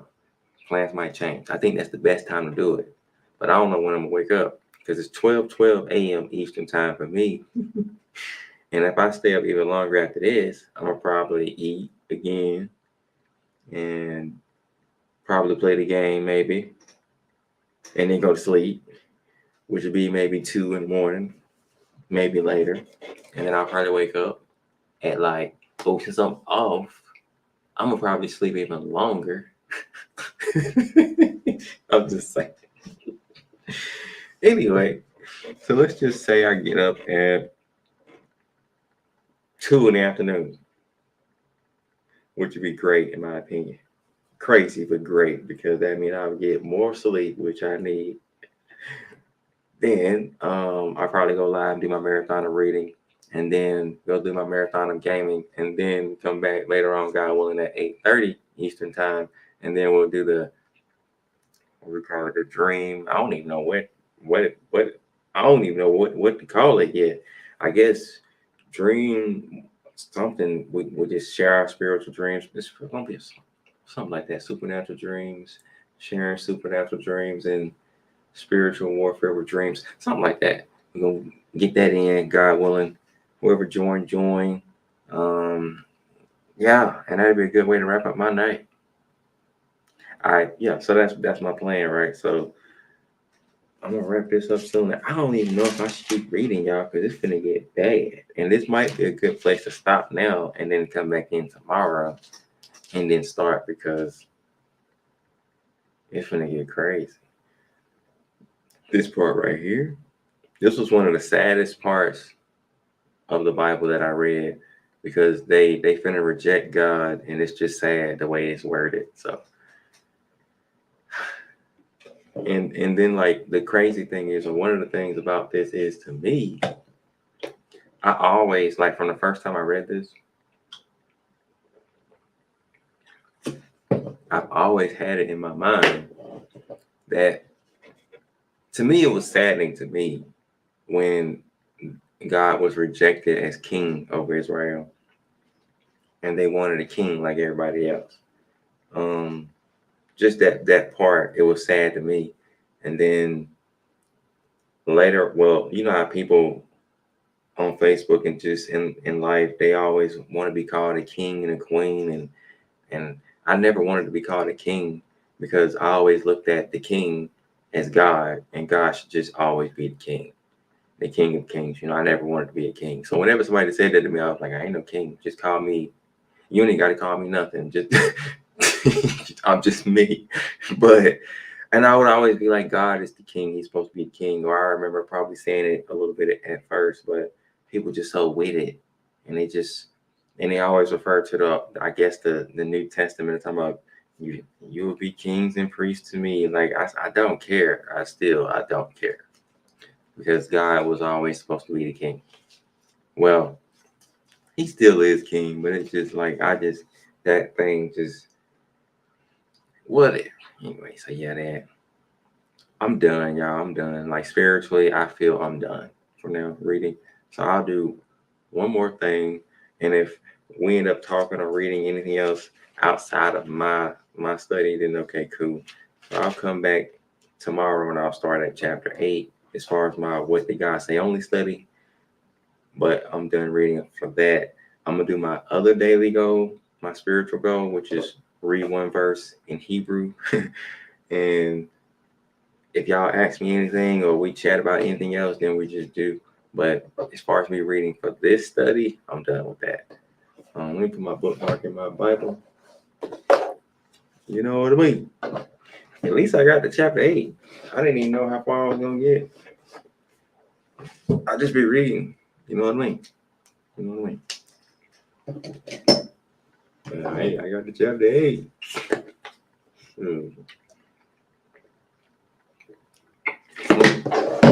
That drink right there, that's the way this bottle made, y'all. This bottle right here. Man, that bottle right there. Okay. Oh, I'm gonna give y'all the option too, since y'all here. Y'all can do this for me again. Pick anywhere in the Old Testament. It don't matter where at, as long as it's in the Old Testament, because I'm specifically doing Hebrew. Can't do the New Testament because it's Greek. But so anywhere in the Old Testament, any chapter, any verse, out of all the books and verses, and just type out, a verse or a chapter for me. What verse and chapter that I should go to and read in Hebrew, and then I'll go there and read it live, and y'all get to see me read and struggle live. Okay. I'll share my daily goal and why I'm doing this. By the way, Sheena says we have to name it Dream World True. You want me to name it Dream World True, or just Dream? I don't know if all that was together. But while y'all get a verse and chapter for me and all that, so the reason that I'm doing this is because, like, some time ago, for a while, I wanted to read the Bible in Hebrew, but I put it off for so long. So I had this idea recently. I'm like, well, why don't you just at least start to read Dream World? Write that down. But if I find a better title for the video, then I'm gonna call it something better. Okay, Dream World. I do like that. Dream World though. Dream World title. I can't even. Is that right? There we go. We'll see what happens, Sheena. We'll see what happens. Dream World. What was I talking about? Yeah, right. So I'm getting hot now. Turn this thing off.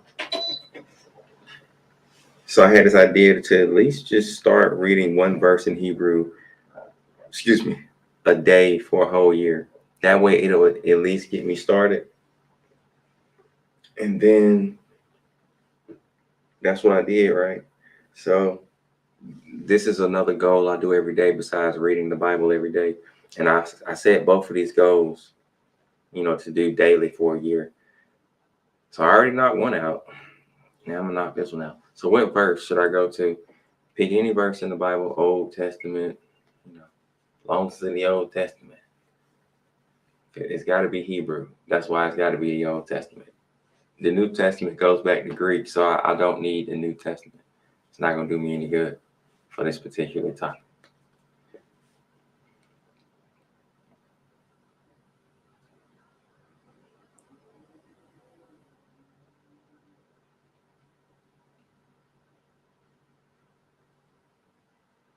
$31? Okay, 31.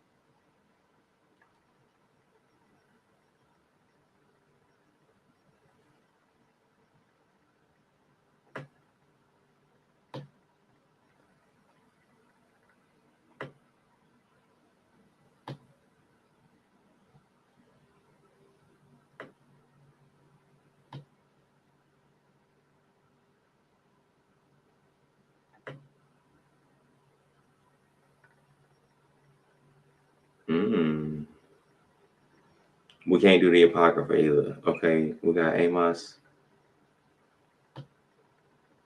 Amos is good. Amos 5:14. Does it exist?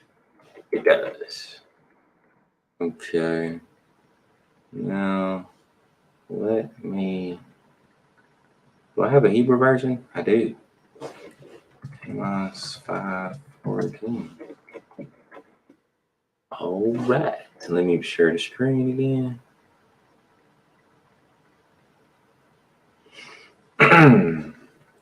So we got it right here. Right here. Right here. It's not that long. It's not that long. Which is cool. Which is cool. So I don't know how slow I'll read this, because I know everybody don't know Hebrew that good. So I'll try to, as I read it, I'll try to highlight like that over where I'm at, you know. And I might go a little slow, but I don't know how slow I'm gonna go. But you'll be with me, basically. All right. So let me say this too before I read. If you think or don't think you can read in Hebrew, yeah, you can, and I'll explain how I knew I could before I even did this challenge, because I figured I could. But based on this is how I figured it out. If you can just learn the sounds of any Hebrew alphabet, the sounds of the letters to the alphabet, you can read in Hebrew. It don't matter if it's in the Bible or in Israel or anywhere, you can read it. The problem is you just won't be able to understand all of the words. So it'll be similar to English. You can read in English, you can pronounce all the words in English, but you might come across a few words that you don't know the meaning to. And it's like that in Hebrew, except since I'm not a fluent Hebrew reader and I haven't been reading in Hebrew that long, I can read the whole verse in Hebrew and not understand anything. I don't know hardly what I'm reading, and sometimes none of it. So, like, I already see a familiar word, and y'all probably do too, in verse 14, which is probably this word. I bet probably all y'all are familiar with this word, right? This 4-letter word that I have highlighted. I think all of y'all know what that is. But it's other words in here that you may not be familiar with. I'm familiar with 2 words so far. Okay, I see a third. Oh, I see 4. I'm familiar with this word that I have highlighted, and this word, which, believe it or not, if I'm right, is Hayah, but it's just in a different form. Let's find out. Yep, 1961. You can see the Strong's number right here. If y'all can see that, it's really small in this little dictionary, but now that I've blown it up, you see Hayah right there, and then you see the Strong's number right here, 1961. And the reason that I was familiar with this, because I've done a detailed study on Hayah and how it has, you see all these forms of it down here. Look, I'm gonna just highlight them. You don't have to know it in Hebrew, but just look at, now you see Hayah, and then the one I highlight says Hawa. And then where's another one that's different? You see this one's Arabic. It's Hawa though, with an A, not an H at the end. And then you got another one in a different form. You got Wa, Haya, and all these different forms, but they go back to the same root, Haya, and it's due to Hebrew grammar. But anyway, kind of a different topic. But anyway, so I'm gonna read it now. I'm just saying this. Sometimes I see words I'm familiar with. That's a good thing. That's a good thing. That means you're learning, and you're learning to retain. All right, so we got the first letter on the far right, which is the D, and then you got the Ra, then you got the Sha, then you got the Wa, depending on the sound system you're using. I'm mostly going to be using the Lashawan Kadesh Hebrew sounds, which is the all A and I sounds. I might use a little bit of the modern Hebrew sounds with like the O, the E, and some of those vowels if I feel it's easier to say, but mostly I'm going to stick to the other sounds more. So you got the dar and then the shawl. So I can just shorten it up and say dar shawl. Now, a lot of people who use the Lashawan Kadesh is always going to put an A after every word. Basically, if I was to say it like they say it, this how they say it. They would say da, ra, sha, wa.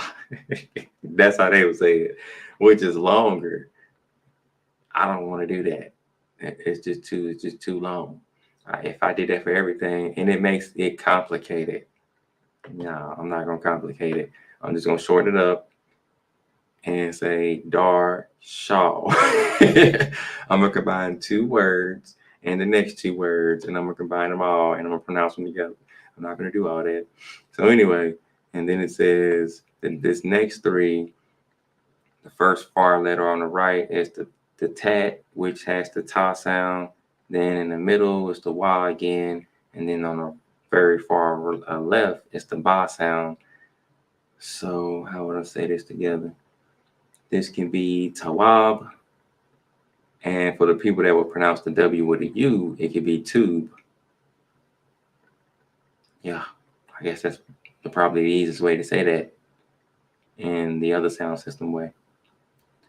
And then we got the next three letters, which is wall. I can literally just say it like that, wall, or I can say wall all, but why even pause? Just say wall all together. Then you got this word ra, which can mean evil or wicked and things like that. I was familiar with this from my study years ago on the word evil, so I already knew what that was.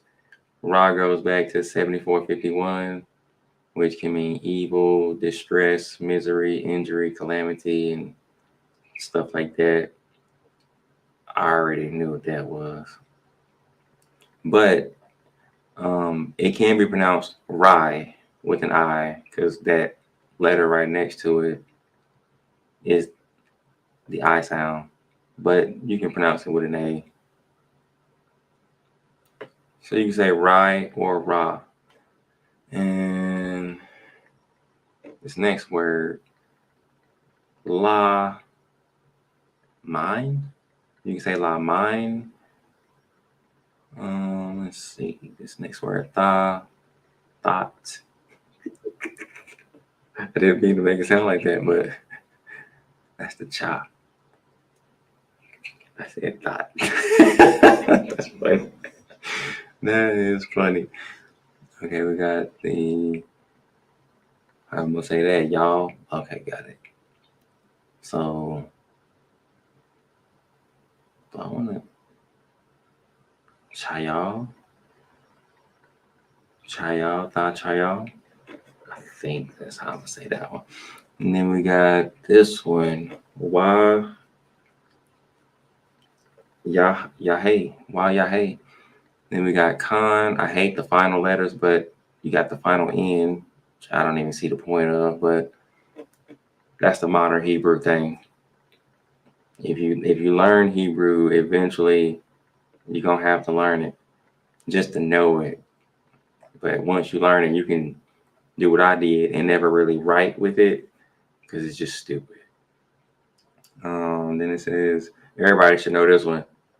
Yahweh, Yahuwah, Yahweh. There's a lot of ways to pronounce it, but everybody probably know that one.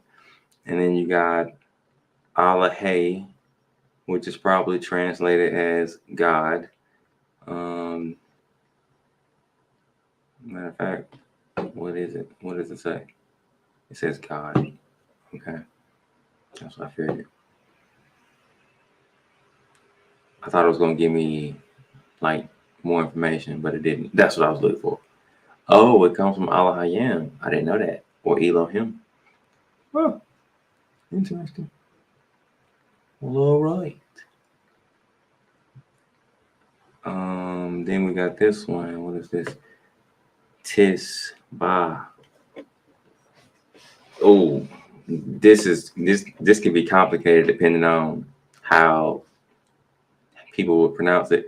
Because I say tis, just TZ for that first letter on the far right, but they say the sound in the Lashawan Kadeshi is, which I changed it to make it easier. They say it's taza.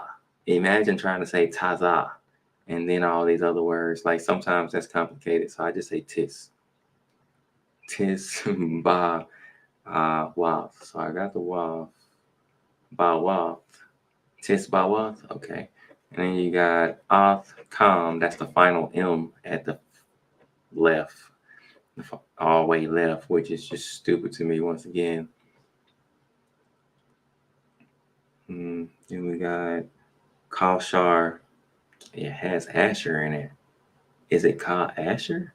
Or let me see what this is. Is it Asher? It is not. It doesn't even give me a strong number for it.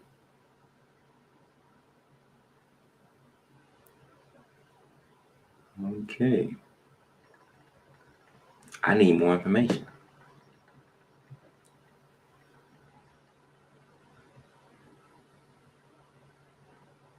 I want more information. I don't.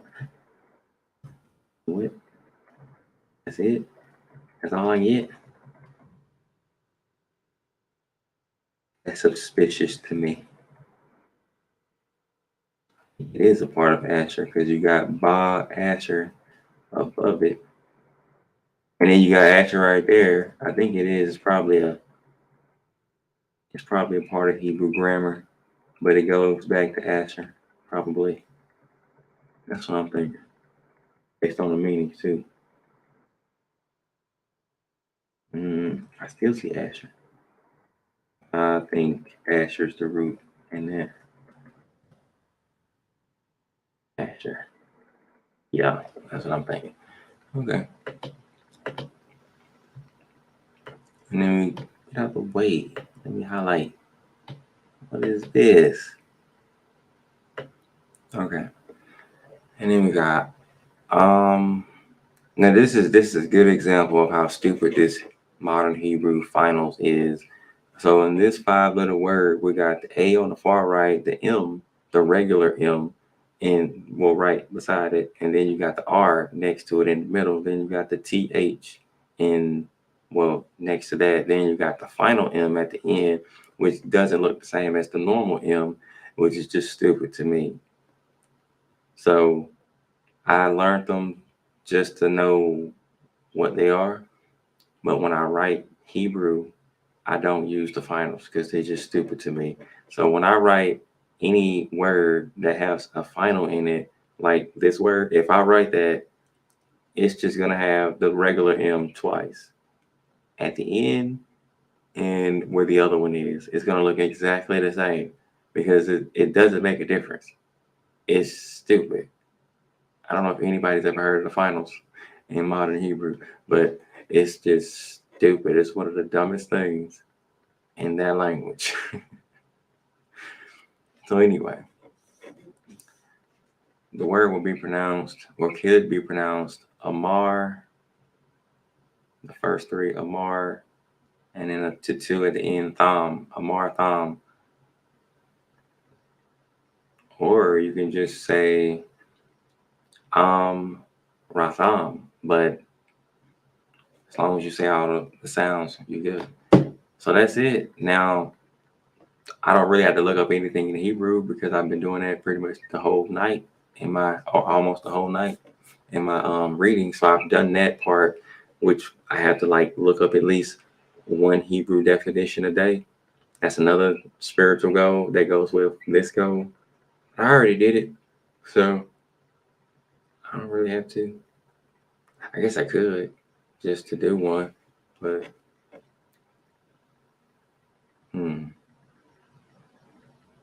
but I don't really have to. What is this? Con. That sounds so familiar to me. I wonder, is this the word that can mean yes?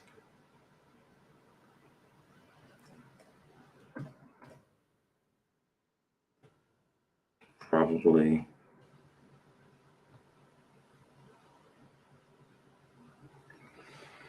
Okay. Well, I'm gonna get my sleepy butt out of here, y'all. Thanks for joining me. And see y'all tomorrow, God willing. Man, that was good. That was a good read, though. All right, y'all. I'm out of here. Peace be to the saints. I don't know if there's anything else I should say. Probably. I don't know. No, I think I'm good. All right, y'all. Peace be to the saints. I'm out of here. I'm hungry again, too. You know what I'm saying? Dragon says hand pink waving. What? What you talking about? Hand pink waving? You mean like that? I guess you mean like goodbye, like that. That's what that means. I guess. LOL. Good night. Good night, Sheena. I think that's what you mean, because that's kind of what I imagine, like somebody's hand that's pink and waving like that. I could be wrong. I don't know. You can let me know. While you do that, I'm gonna go put these books back because I got all these books on my table.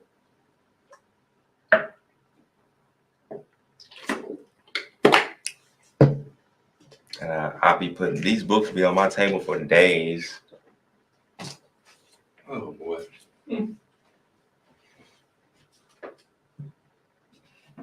Slacking on the job.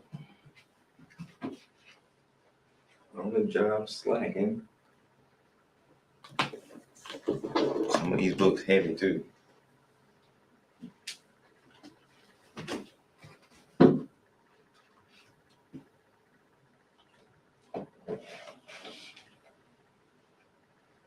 Shoot, I about didn't feel like getting back up when I had bent down to put them books back. Man, that was like a workout just to get back up. You know what I mean? Dragon ain't saying that. Okay, Dragon, I'm gonna be gone in a minute now. I'm gonna be gone. I guess that's what it meant. I must have been right. I gotta send that book off. Both of these. I'll be gone.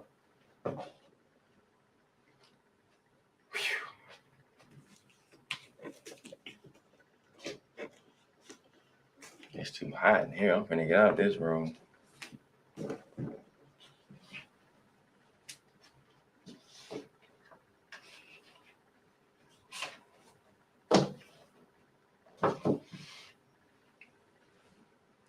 Okay. I'm gonna end this live, y'all. I'll see y'all tomorrow, God willing. And